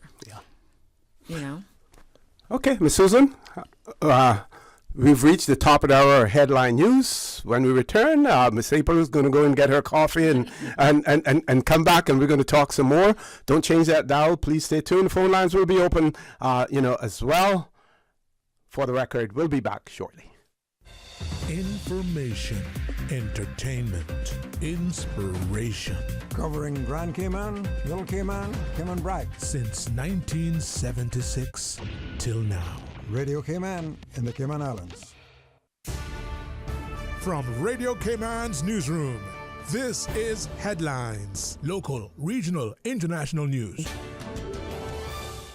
The Headline News is brought to you by Kirk Market and Health Services Authority. Tomorrow is your chance to join the virtual Plan Cayman public consultation meeting on the CIGTV cable channel and YouTube channels from 12 p.m. until 2. For more information, you can visit plancayman.ky.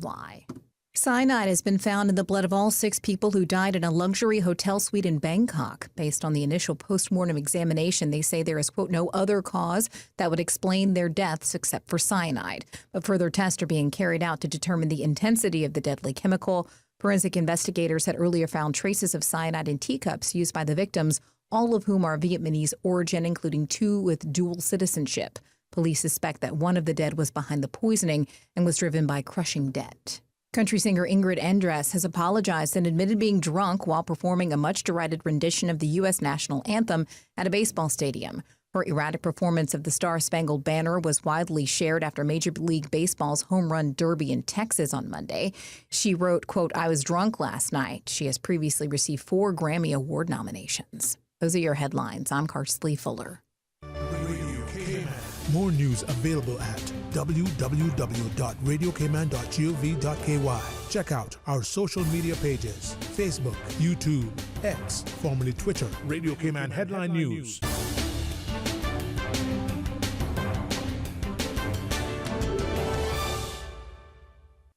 Residents of Boddentown, we want to hear from you.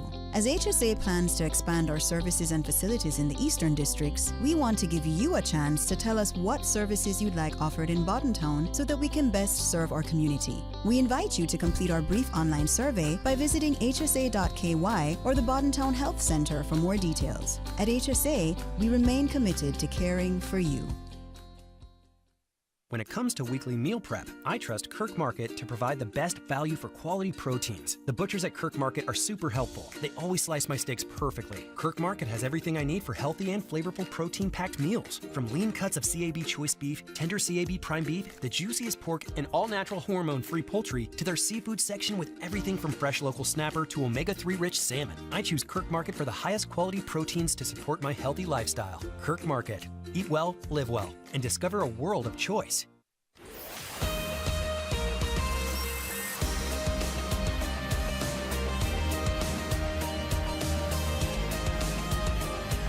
For the Record with Orrett Connor. Good morning and welcome back to For the Record. Our phone lines are open. Toll-free number 1-800-534-8255. Also 949-8037, 949-6990, or WhatsApp number 925-3261. And in the studio with me, our own Miss April Cummings, as well. And we're going to continue to talk, Director of Radio Cayman's News. Let me put, not Director of Radio Cayman. That is Miss Norman. The news. News Director. Right. Let me put a handle to her name and to her title as well. So she's here in the studio with me, and I'm going to throw the mic back over to her. Oh my goodness, there's so many different things we could talk about. So because it is my livelihood and craft, I find sometimes seeing the press in other countries or the relationships with the press in other countries as an interesting thing. But that's a little bit of what they would say in the States, insider baseball. Not everyone is particularly interested in that part. But I also enjoyed, and I shouldn't have because this is a very serious thing, but I also really enjoyed having this opportunity to speak to my counterparts in other countries, how they were handling things. Were they getting, any rest at all? Mm-hmm. There's a difference between, for example, the outside media and then the government media, but they were all working together really, really well. They had a lot on their plates that they'd been covering in the days and weeks, and were doing a fine job. And I was really, really impressed by some of the young folks that I saw working as part of those support teams. very, very, very inspiring, if you will, to see young people rolling up their sleeves, doing this hard work. I mean, it's long days in the sun with video cameras and trying to do interviews and chasing people around to do stories. And they were they took the job on with pride. And so I felt, wow, there's hope for the world after all. It's not just about, politicians and money and donations and all of those sorts of things. It's seeing real people play their part. Not just leading up to a crisis, but afterward. And so that was, I think, also for me, very inspiring. One of our listeners are curious to know whether or not you could speak to what you were able to visualize as far as structural damage is concerned, and did you get an opportunity to speak to any of the inhabitants, of both of those jurisdictions? So I wasn't able to see, because of where the airports were, what I would say really the impact of the storm. I couldn't see that. I was, however, able to speak to people who lived there in both places, and also people who have family members in those places. Okay. And they said it's hard. And a couple of folks were tearing up when they were speaking to me about it. Some of these conversations, we weren't supposed to leave the airport, so some of these conversations were through the fence on the side. But, yes.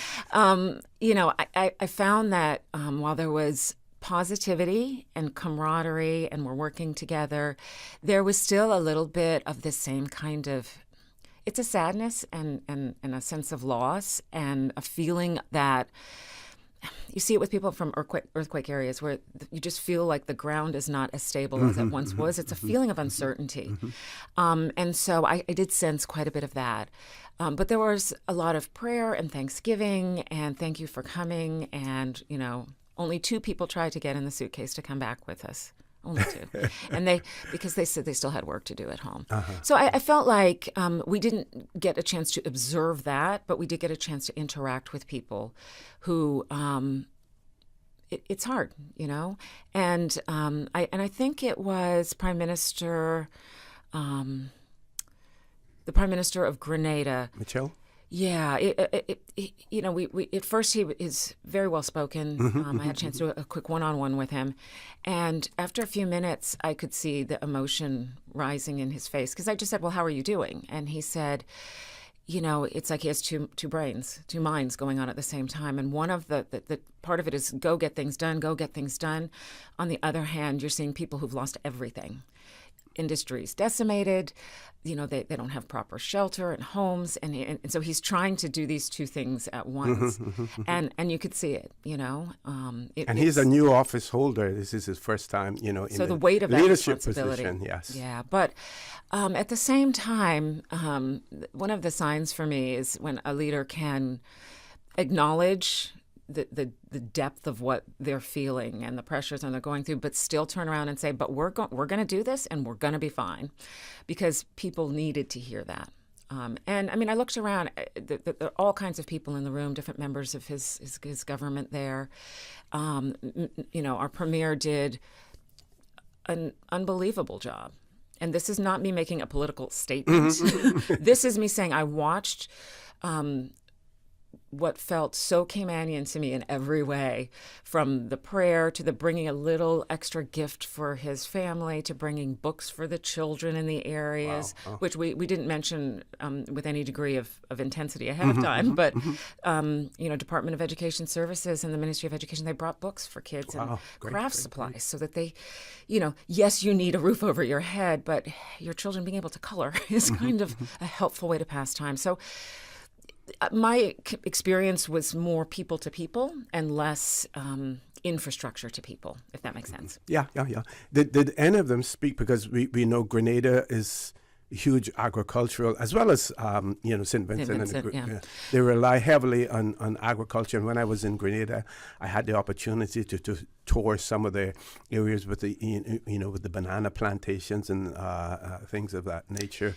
Did any of them get an opportunity to speak to you about that? He didn't speak about agriculture, and this was the Prime Minister, but he did speak about the fisheries. And that, he said, was decimated.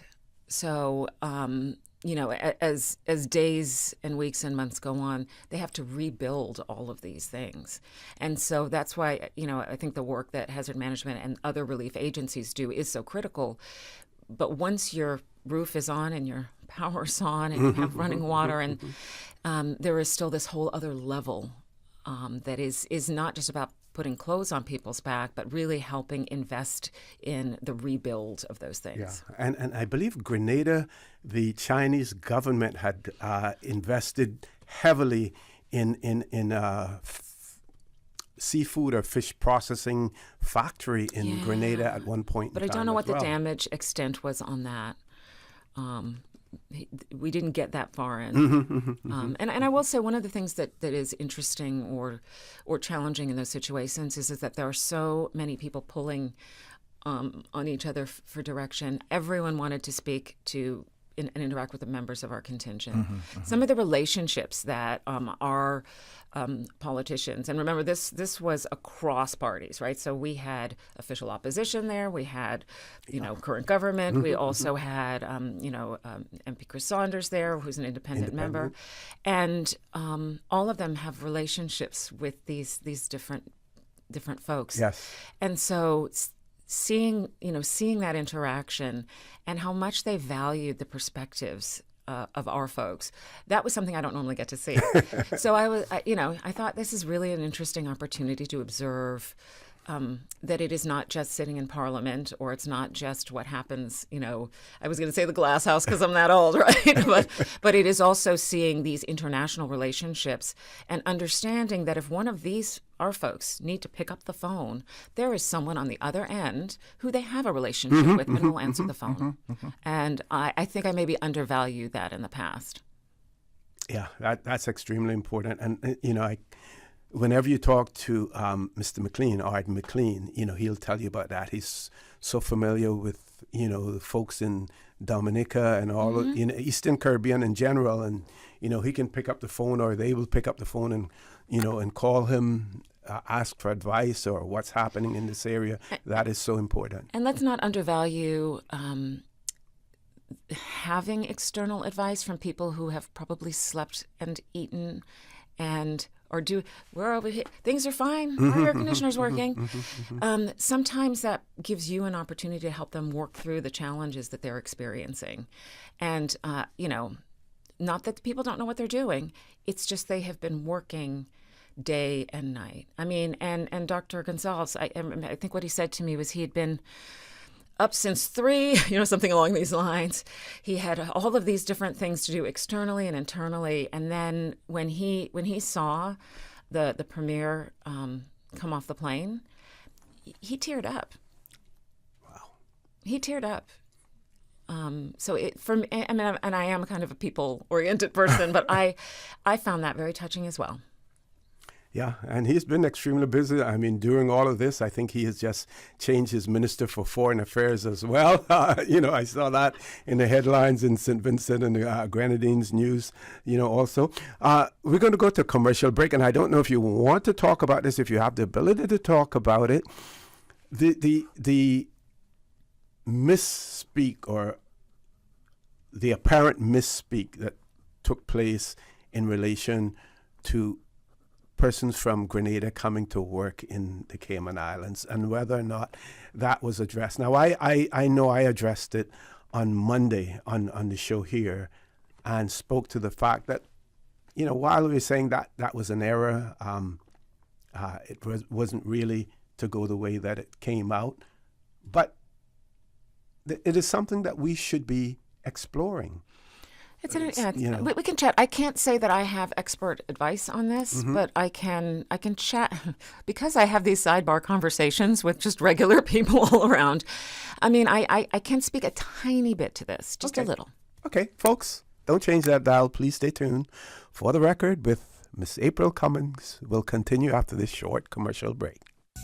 At Doctors Hospital, we know life happens. and usually when you least expect it. So when unexpected medical issues arise, you need quality care close to home. Located in the heart of Georgetown, our accomplished team of physicians and medical staff treat minor urgent conditions such as migraines, chest and abdominal pain, shortness of breath, burns, broken bones, open wounds, and more. 24 hours, 7 days a week with no appointment necessary. Peace of mind is important when life happens. At Doctors Hospital, we're always here just for you. Need to speak to someone? Call 949-6066. You know who this is? That same old girl that went to Hollywood and Panama? Well, guess what? The fun ain't done yet. Because this year, I'm going to country concerts in Denver. I got kick up my heels in Times Square. I got keep living the dream with Cayman Airways. We so blessed to have them. I tell you what though, this old girl's feeling younger than ever. Make your travel dreams come true with Cayman Airways, offering international non-stop flights from Cayman to New York, Miami, Tampa, Denver, Los Angeles, Panama, Kingston, Mobay, La Ceiba, and Havana. Enjoy free rum punch, free in-flight entertainment, free seat selection, and free meals on select flights. Call 949-2311, contact a travel agent, or visit CaymanAirways.com. When it comes to weekly meal prep, I trust Kirk Market to provide the best value for quality proteins. The butchers at Kirk Market are super helpful. They always slice my steaks perfectly. Kirk Market has everything I need for healthy and flavorful protein-packed meals. From lean cuts of CAB choice beef, tender CAB prime beef, the juiciest pork, and all-natural hormone-free poultry, to their seafood section with everything from fresh local snapper to omega-3 rich salmon. I choose Kirk Market for the highest quality proteins to support my healthy lifestyle. Kirk Market. Eat well, live well, and discover a world of choice. July is Laundry Month at Brand Source Home Gallery. Get ready to save big with 15% off on all washers and dryers, both domestic and commercial, and 30% off on selected laundry items. Is your washer or dryer on its last spin? Now's the time to upgrade. From GE, LG, Samsung, Beko, Electrolux to Frigidaire, save up to 30% on laundry appliances during the month of July. Visit Brand Source Home Gallery on Dorsey Drive in Industrial Park or call 623-5000. Check out BrandSourceCayman.com for more deals. Voted Best Appliance Store of 2023.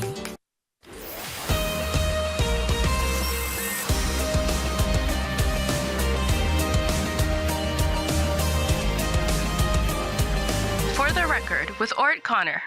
Good morning and welcome back to For the Record. It is my pleasure to have in the studio with me this morning the director of Radio Cayman News, Miss April Cummings. She accompanied the delegation yesterday on Cayman Airways, the relief flight that went to Grenada and St. Vincent and the Grenadines.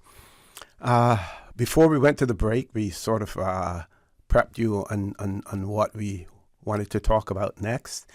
And whether it was a misspeak or otherwise, I think the whole idea of, we know here in the Cayman Islands that we have over 30,000, 36, maybe more than that now, 1,000 persons on work permits here in the Cayman Islands, which means that there are jobs. Yes, there are Caymanians who are either unemployed or there could be underemployment in the Cayman Islands to the extent that, yes, I may have a job, but that's really not the job that I would like to have. That's not the job that I'm qualified, for. Or I'm not making enough for the lifestyle that I either need or want, because those matter too. Mm-hmm. Yeah. But at the same time, we are issuing work permits on a daily basis. And we have a clear example after the Montserrat volcano, where small percentage, because many of them went on to the UK, but small percentage came to the Cayman Islands. They and we had those persons from the Montserratian community here who welcomed them with open arms and assisted them. Some worked in government agencies like the Public Works Department when they came here. Again, I see absolutely nothing wrong, if the jobs are available here and they're not impacting Caymanians' ability to get a job, for us to see what the business community out there can do in terms of those persons who are in those countries want the ability to be able to get back on their feet, on their, the old, colonial saying and the elitist saying, pull yourself up by your own bootstraps. And I remember in college, a person saying, one of our professors saying, have you ever tried pulling yourself up by your own bootstraps? You're going to fall right back down. You can't pull yourself up by your own bootstrap. But giving them an ability to help themselves, I think we have a golden opportunity here as well. It may be unpopular sentiment, but the truth is the truth. Look at OC opening the can of worms of today. So that's what For the Record is for. Oh, right. No, this is a really important and interesting issue from my perspective. And normally I'm doing the news thing, so I avoid the perspectives as much as humanly possible. But here's the thing. If I'm struggling to find work for someone in my family, I'm thinking about myself, me, my needs, my children's needs, taking care of my own. That's great. That is my primary responsibility. But we also are citizens of the world. Mm-hmm. We're all human beings, I hope, I think. And therefore, sometimes you do look for creative ways to help your neighbors in times of challenge. And sometimes they're not even immediate neighbors. They come sometimes from all around the world.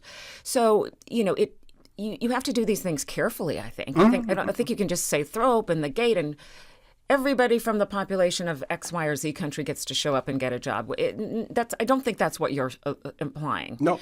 It seems to me that there are people who have lost everything in some of these places who may be able to do things that we need done. And even if this is on a short-term basis, a 3 or 6 month, whatever period of time, sometimes the resources or the skills that they have can help meet needs that we have. Mm-hmm. I say, though, you have to manage this extremely carefully and not at the risk of making it harder for the citizens of the country in which folks are coming in. And I hope I've expressed that well. Sure. I don't know if it was a misspeak or not, but I can imagine that it is very easy to misspeak when you're in the middle of dealing with the aftermath of storms. And, I've listened to my share of our premier's discussions with folks, and her language can sometimes be very empathic and supporting, and, maybe it was misconstrued. He apologized. The statement was retracted. Mm-hmm. They moved on. But I still can see that there may be a need for something of that sort, even if it's not in this instance, in instances like this. So designing a program ahead of time instead of in the middle of a disaster would be a wise part, I think, to put into our toolkit of how we help when there are challenges. Mm-hmm. And look, other countries may or may not reciprocate. What you give is not about what you get back all the time. That's not how that's supposed to work. Mm-hmm. And we're soon approaching the high tourism season mm-hmm. in Cayman as well. Both of these countries, they have a tourism base mm-hmm. as well. So you would have people with the skill sets, already in place that could possibly fit in. So one of the services, I'm teasing, I called it a service, but in the middle of everything, they in the airport in St. Vincent, for example, they brought in some food for us, which we were not expecting. We expected the dignitaries to get fed, but the rest of us not so much. And they prepared a lovely little set of meal for us, and I think, was it Moby or Mombi? I took a picture of it. It was a drink that was unique. Yeah. Moby. I was like, this. I've never tasted anything like this before. This is really interesting.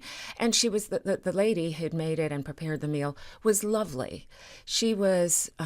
She even told me. She said, "Well, our rice and beans are different than yours. We don't put coconut in them." So she knew mm-hmm. about our way of making it versus how she was made. And I thought, yeah, I could totally see someone like her hanging out for a bit. Yeah, Miss Susan, we have a caller. Let's grab the caller. Caller, good morning. Welcome to For the Record. Morning, OC. How you doing? Hey, good morning. I'm fine. How are you? Good, man. The lady there, how you doing, miss? I'm so scared you're going to yell at me. I am.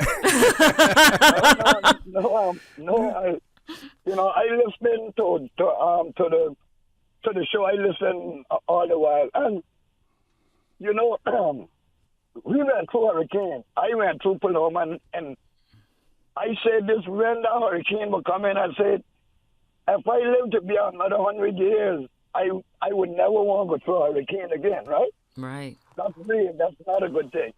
No, Brother O.C., I heard you talking about helping the people from there that need work, right? Mm-hmm. Very good idea. Okay, now listen to me now. You are saying that they already have a skill set into tourists, right? Yep, Right. some of them. Yeah, some of them. Okay.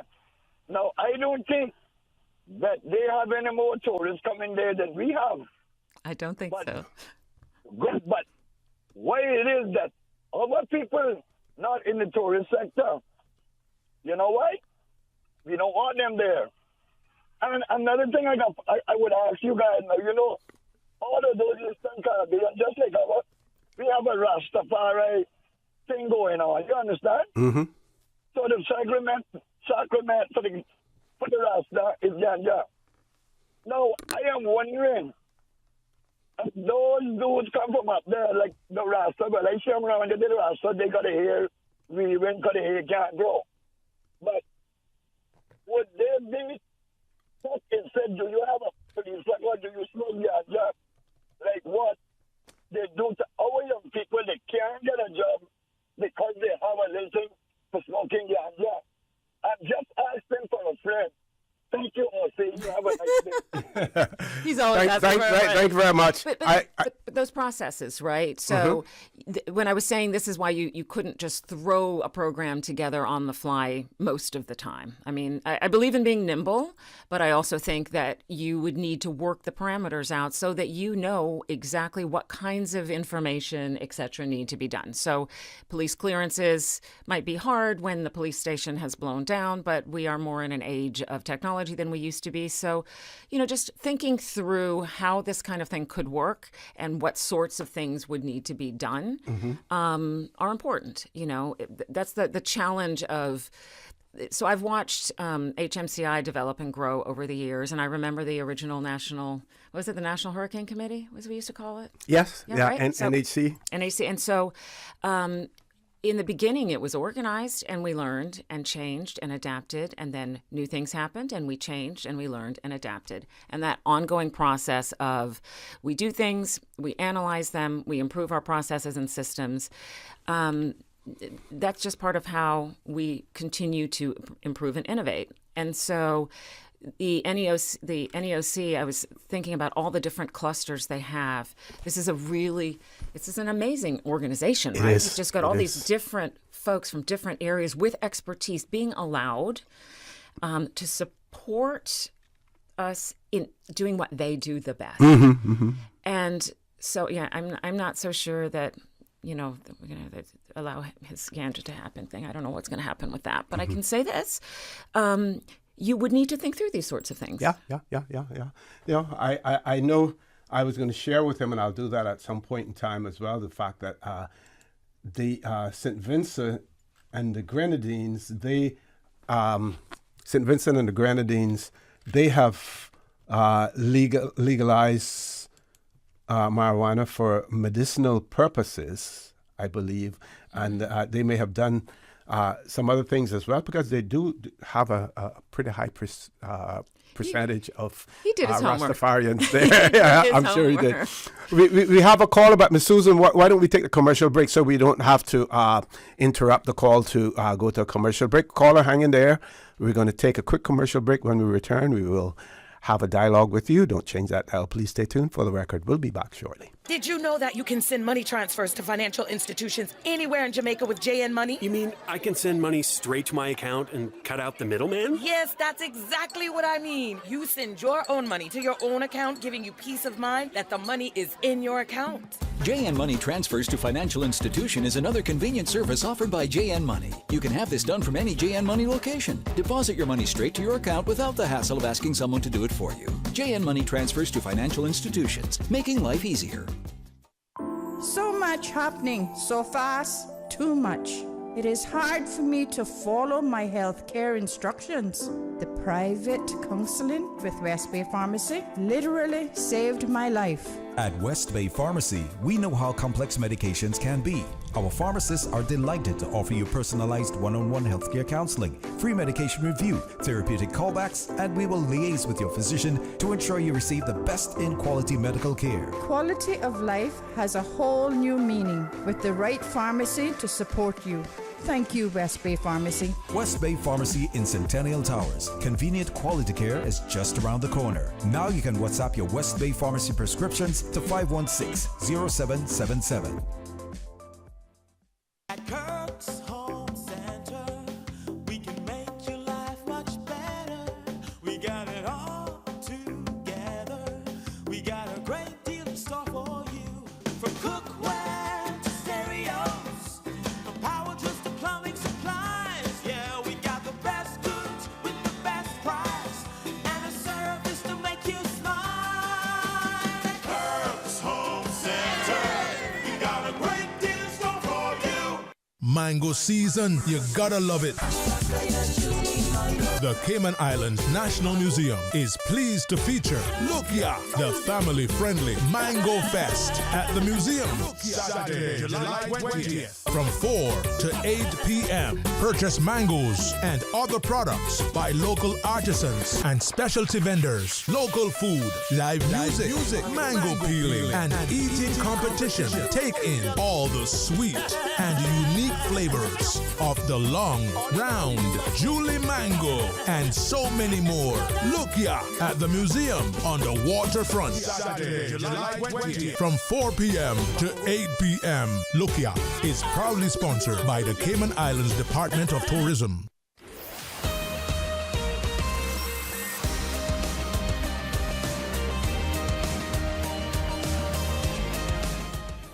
Good morning. Welcome back to For the Record. I've been joined earlier by our Director of Radio Cayman News, Miss April Cummings. She's in the studio with me. She was part of the delegation that went to on Cayman Airways, relief flight, taking supplies to Grenada and St. Vincent and the Grenadines. We do have a caller. Caller, good morning. Welcome to For the Record. Good morning, OC. Yeah, morning. How are you? I'm good. And good morning to April. Morning. OC, I see we stretch Cayman kind another heights. Yep. Yeah. Way out there. Mm-hmm. Yeah. And concerning people coming here from those areas that was devastated to work. To work mean they got to hold a job. Is these jobs here that is unfilled? And if not, are we going to create jobs for these individuals? Because if that's the case, we do have people here that have the jobs that could fill the jobs that if they're any available. And if we're going to create jobs, why don't we create jobs then for our people? Because a lot of times when people apply for jobs here, they're saying there's no opening at the time. So no opening meaning, why don't you create an opening then? So because we're about to create, sound like openings for others, for outsiders, so we can create. If there's not any available, then we should get into the habit of creating for our people too. Well, you would have heard me say the fact that, first of all, we're approaching the high season, as far as tourism is concerned. We have several tourism-related structures that are still in the construction phase, that when they open, they're going to require additional staff as well. So the idea wasn't creating jobs for these people, but the mere fact that we have issued more than 30,000 work permits and we continue to issue work permits, whether or not it means that someone who is on a work permit in an existing job decides that they're going to apply for a position somewhere else. But the jobs appear to be there because work permits are being applied for them. So that's on the private sector side. On the government, let me finish. On the government side, let me finish. On the government side, we know in the situation with Montserrat that there was some job openings at the Public Works Department, and some of them were hired by government. But we're not advocating creating jobs, for them to come here. And also remember that this is an idea and a thought and a discussion. Right, yeah. Not anybody's decision. So, yes. You look and you made such an excellent point, I think, about the fact that, yes, if I can find the creativity and energy to create something or find work for someone to do in their time of crisis, perhaps I should also see the crisis when it is at home and look for those same opportunities there. Yep. Is that the point really you're making? Yeah, and see, I heard you just throw out a number of work permits that have been approved or issued. I hope you don't think that at any time that everybody that have a work permit has a job. No, we know that. We know that. I hope you keep that in mind too. Yeah, that is true. Oh, yeah. Okay, because you know that better than I do. in my opinion, I come to the conclusion that temporary work permit is being used as human trafficking. Yeah, I'll tell you about that one day. Yeah. Yeah, okay? All right, gotta go. All right, okay. Take care. Thank you very much. Yeah, that's important as well. That is, and we keep hearing that something's going to be done about temporary work permits. I always found that because I've been an employer, and at times I thought this is a way my American cousin could work for 3 months, and I'm like, no, April, wrong. Wrong. But there are a lot of questions raised. And, the thing is, I don't think that there are, generally speaking, one-size-fits-all solutions. You set up systems, you find problems with them, but you have to be willing to address them. And, look, I don't want to file the papers on my desk that are sitting upstairs. So I could perhaps find... government's not giving me extra money for that, but find a little money to have a teenager come and file those papers in theory. Yeah. I may not think of that on an ongoing basis, but when I see someone who is, just homeless and think, in another country, but they're highly skilled and could come here and help with 3 months of something, in principle, it's a really good idea. In execution and reality, there's a lot you have to work on. Oh, yes. I think it's fair. Yep. We have another caller. Let's grab the caller. Caller, good morning. Welcome to For the Record. Mr. O.C., good morning, sir. Good morning, sir. How are you? Good to hear your voice. Thanks. Miss April, good morning to you, and good morning to Cayman. Good morning. A number of things I would like to talk about, but one thing in particular, what struck me is seeing Cayman Airways taxiing to the airport in St. Vincent. And if I'm not mistaken, they have at least 2 jetways. Yes, they do. I noticed those as well. If St. Vincent can afford at least 2 jetways, we can't. Oh, so you wouldn't have known this, but I had a conversation with someone there in the airport, and I said, "You have 2?" Wow. Yes, interesting. Just asking for a friend. That's what would say. Yeah, it was an interesting thing. But then I thought, well, I haven't done my homework. Do they have a national airline? Because I figure we're paying for the national airline and we're paying for the airport and the jetway. So maybe we're choosing where we, but Liat is the regional government airline. Was. No longer in was. existence. Yeah, They're things trying to changed. revive it. I did see an I think it's called Inter-Caribbean flight there. And the young lady was she was very stoic for the most part. That was trying to control where I went, which it didn't work out. They were trying to guide me to safety, and I'm like, oh, but look over here. And we did have a quick conversation about those two, because I thought, gosh, yeah, it is helpful. When you're dealing with the elderly, with the rain, people with babies. I mean, my babies are all grown up now, but I just remember juggling a kid on one arm and this, and then you're trying to have the umbrella. It is a challenge. So I hear you. I thought I read a couple of months ago, where I think it was Antigua that was playing a major role again in sort of resurrecting Liat in whatever format. But I thought they said that they were hoping that within the next couple of months it would have been operational again. Yeah. Anyway, I need to look that up. Yeah, I fully support helping others. Remember, when was that? Back in the 80s when Mr. Burt Watler raised $1 million for the Falklands. Oh, yes. Absolutely. Yeah. I mean, they're that far away. Yeah, man, you're aging some of us, though. Yeah. There's nothing we can do about that. No, right. But, this does bring me back, and I can't tell what I've said between the breaks and what I've said on air with Mr. O.C., so forgive me if I'm bringing up something that we didn't talk about before. But I just felt like, even as a child, the generosity of Caymanians who didn't always have very much, to newcomers, to friends, to family. I mean, if you think about it, that generosity, even during difficult times, to me, is part of what I consider being Caymanian. And there was no word Caymankind back in my time. My father was American. My mother is Caymanian via Cuba, because, the families would go these different, my great-grandmother was north side or whatever, and I come back.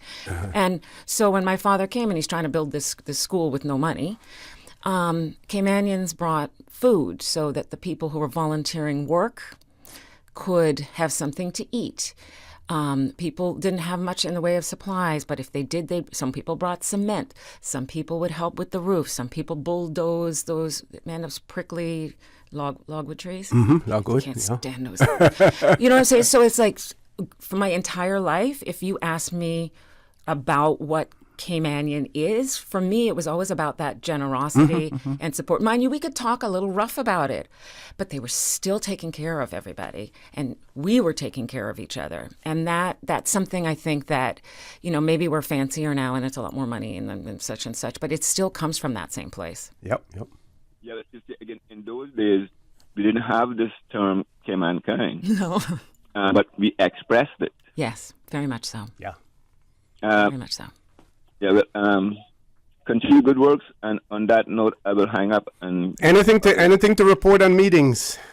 Not just yet. I will keep you updated. Probably Friday morning, probably. Okay. Have you been able to find a slot for me as yet, or? Well, it could possibly take place on Friday. I had switched the opposition to Friday, or offered them Friday, because we juggled things for today.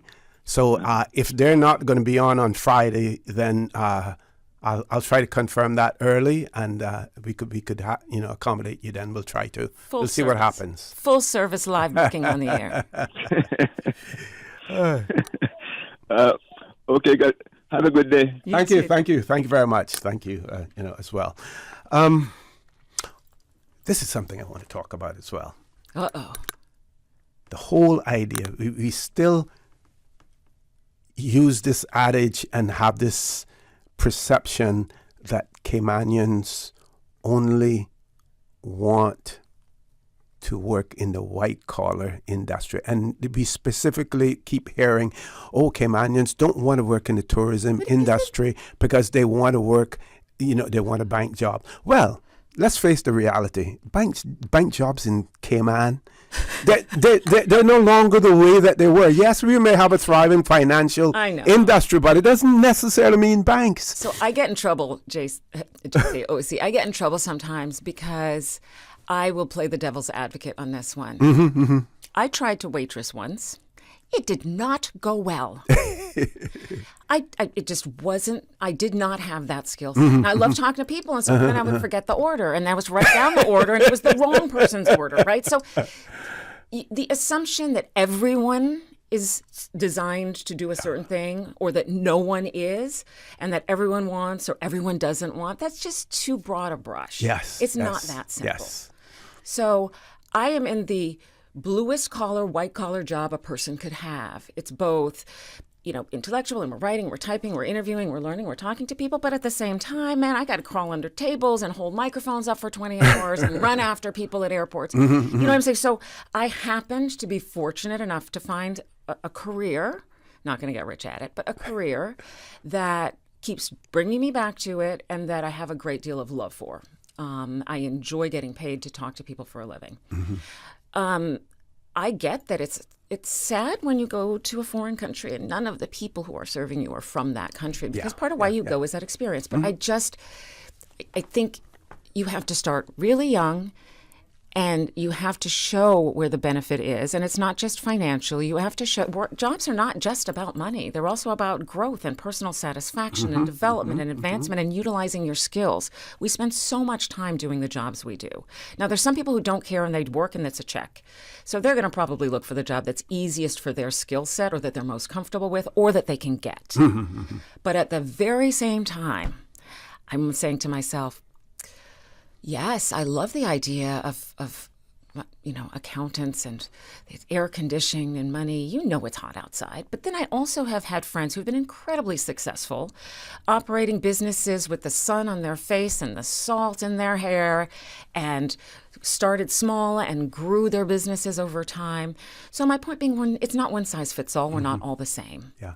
And in the service industry and the tourism industry, folks, take my word for it, you can make money. You can make money. There are many persons who come to the Cayman Islands, work a few years, help to fund their education that they want to continue on when they return back home, and are able to do so, or to build a home or house or whatever. Invest in businesses later. Yeah, it is extremely. But it doesn't always profitable. start lucrative. Right, exactly. I think that's the thing. Yes. But is that not the case? So I, in my 20s, wanted some of the things that I had in my 40s, but I wasn't going to get them in my 20s. It's just not how it works. And I suffered, I scraped, I worked like everybody else did. I got a few lucky opportunities here and there. It is a journey. And I think when we're young, we don't think we're going to make it to 60 or 50-something. And we don't necessarily think about it that way. So everything is about the now. And I think part of what we have to relearn is that it may take a minute and some strategy to get there. That sector can be incredibly beneficial, almost no matter what skill set you have. Yep. So I could have done other things in that field. Okay, we're going to take our last commercial break. Folks, please stay tuned. For the record, we'll be back shortly. West Bay Pharmacy in Centennial Towers, a compounding story. I don't think people realize how pain creeps into your life. It has a way of robbing your strength. I really don't like taking prescription medication orally. West Bay Pharmacy in Centennial Towers. They understand. When it comes to compounded medication, it's personal. So whenever there's a problem with some medication or treatments that's not working right, then a physician will call me and say, hey, they're having bad side effects from this medication. Compounding pain cream changed the game. Made special for me. Significant pain relief in the form of a cream. That is a new experience for me. It's changed his life. It worked. Ask your pharmacist or healthcare provider about compounding at West Bay Pharmacy in Centennial Towers. Call 914-6449. She hear clunk and her car stop. I was just about to send her some money, so I send it straight to her JN Money transfer card. It cost me less, and perhaps she use the card, pay the garage right away. She'll get discount through the JN Rewards program in Jamaica. This card make things easy. You can even get funds at any multi-link ATM. JN Money Transfer Card. Fast, affordable, convenient. Tell your loved ones in Jamaica about it. Sign up is free. When it comes to weekly meal prep, I trust Kirk Market to provide the best value for quality proteins. The butchers at Kirk Market are super helpful. They always slice my steaks perfectly. Kirk Market has everything I need for healthy and flavorful protein-packed meals. From lean cuts of CAB choice beef, tender CAB prime beef, the juiciest pork, and all-natural hormone-free poultry, to their seafood section with everything from fresh local snapper to omega-3 rich salmon. I choose Kirk Market for the highest quality proteins to support my healthy lifestyle. Kirk Market. Eat well, live well, and discover a world of choice. Do you wish to have your say in the development plan for the Cayman Islands? Well, the next Plan Cayman public consultation meeting will take place tomorrow, Thursday, July 18th, from 7 until 9 p.m. in East End at the William Allen McLaughlin Civic Centre. You can tune into Radio Cayman as we broadcast the Plan Cayman public consultation live from 7 p.m. this coming Thursday, July 18th. The consult will focus on the 2024 draft planning statement. You can view the planning statement at www.plancayman.ky and share your feedback at tomorrow's public meeting in East End, which will be carried live right here on Radio Cayman from 7 p.m. until 9 p.m. Water Authority Cayman wishes to advise its customers of a planned service interruption and lane closure on Siberia Avenue on Thursday, 18th July to facilitate infrastructure maintenance in the area. Customers on Siberia Avenue will experience a service interruption between the hours of 9 a.m. to 1 p.m. A section of the northbound lane on Siberia Avenue will be closed from 8 a.m. to 1:30 p.m. and flagmen will be on site to direct traffic. The Water Authority appreciates the patience and understanding of its customers and the public as it upgrades its water infrastructure and apologizes for any inconvenience caused.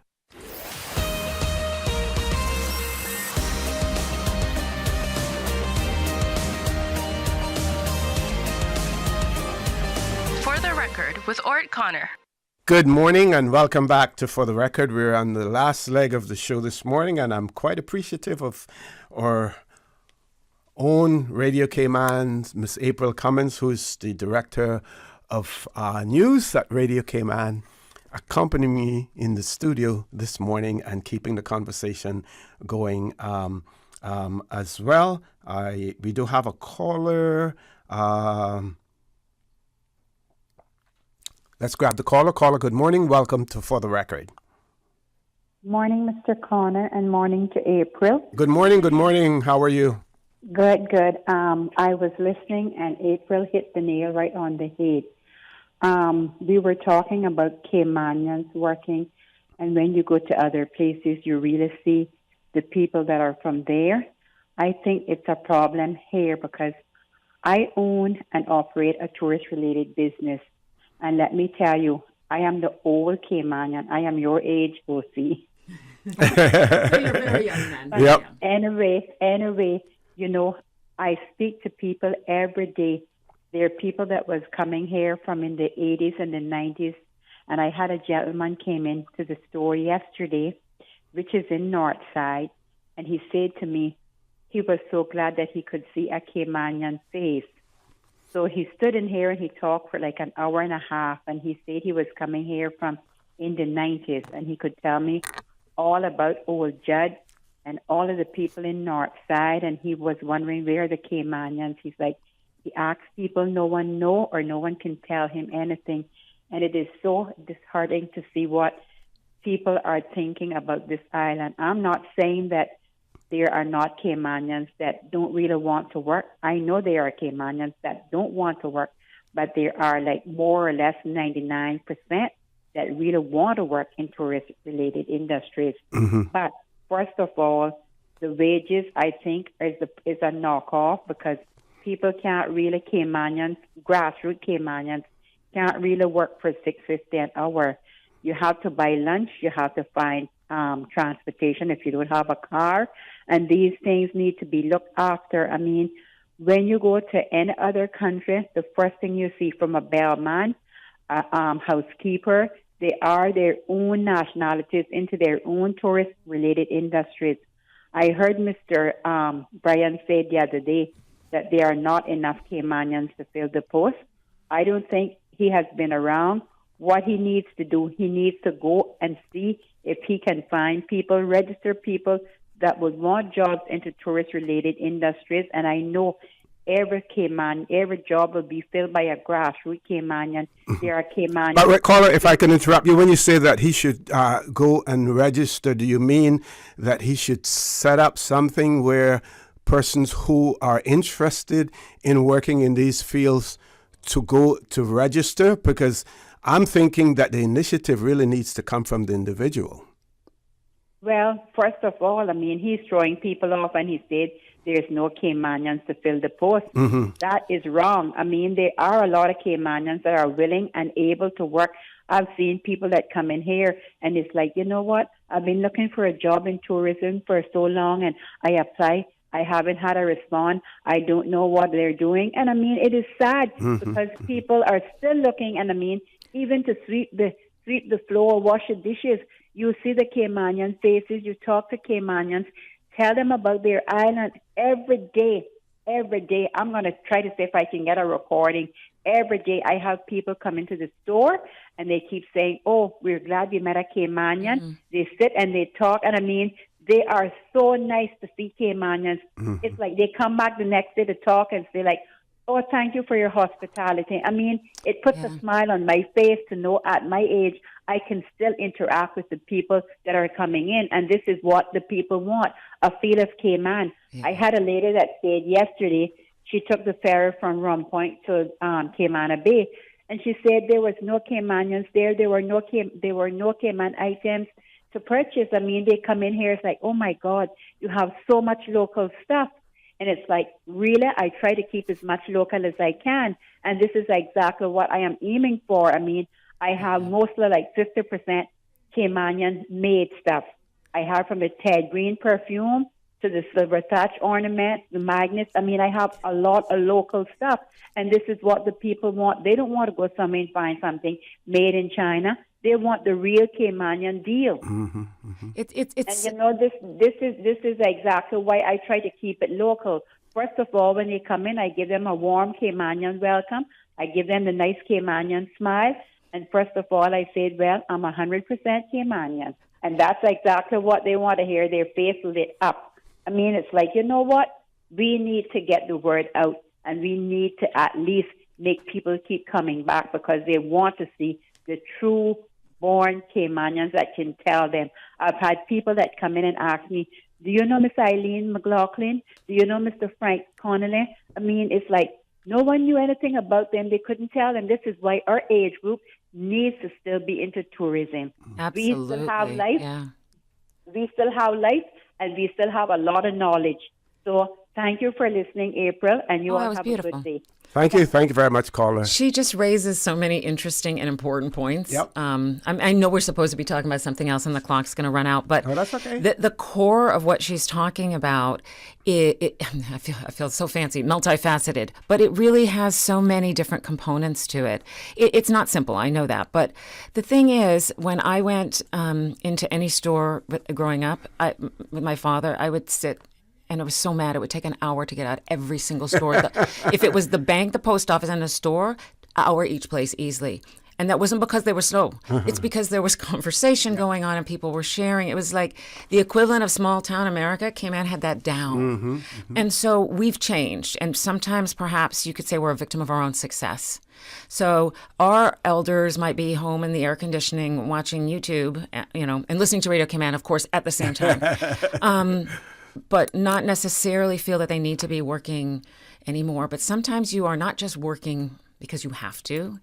You're also working to contribute your gifts to the community. And so I just think there's so much to unpack and look at when it comes to this particular issue. Okay. We'll close off with this then. So this person says, the idea that the giver gains when they help others is rooted in several principles and perspectives. And they list them, the psychological benefits, and I won't go into all of it because I don't have all the time, but I will we'll read out the principles. So the psychological benefits: social reciprocity, personal growth, community improvement, positive reputation. And then they go on to say, in essence, the benefits of giving are not purely the altruistic, but often result in tangible and intangible rewards for the giver. This interconnectedness of giving and receiving highlights the mutual benefits inherent in acts of kindness and support.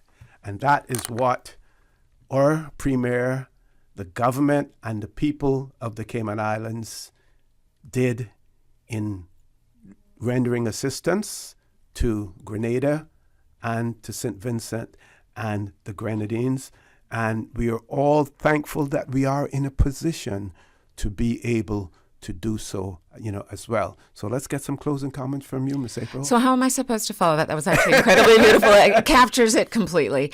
I just say it is not that you give in order to receive, but it is a beautiful, beautiful side effect. Just seeing sort of the way Cayman was accepted, appreciated. And I used to wonder why we were so different from the other side of the Caribbean. We're so different. And it's like, actually, we're not that different. Yes. I had no idea. Yes. There's so many. Well, there was a time in Cayman when our politicians, we would always brag about, how much different we were from the rest of the Caribbean. We talk about our GDP. We boast. That's all money stuff. About the way we were at. Yeah. About the human condition. Mm-hmm. There are, and you're going to have people you love and people you don't from every country in the world if you get it a chance. Either way. But I could see how alike we were in many ways in these moments. Yes. And that is a great gift.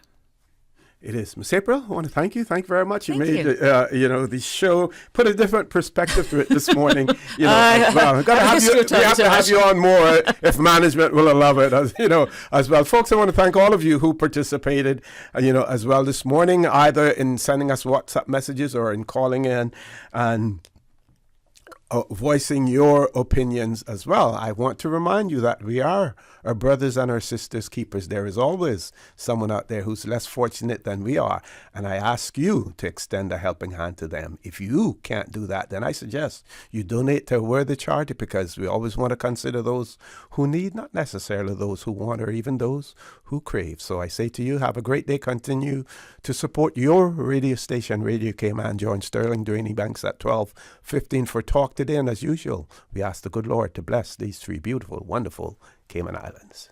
For the Record, proudly brought to you by Brand Source Home Gallery, inspiring luxury, and JN Money. From abroad to yard. Fast, affordable, convenient. Doctor's Hospital. Peace of mind is important when life happens. Doctor's Hospital, always there for you. Call 949-6066. And Cayman Airways. Call them on 949-2311 to book your nonstop flights to Los Angeles and Panama. And Digicel, Cayman's bigger, better network. And Kirk Market. Experience a world of choice. One radio station. Radio Cayman is the voice of the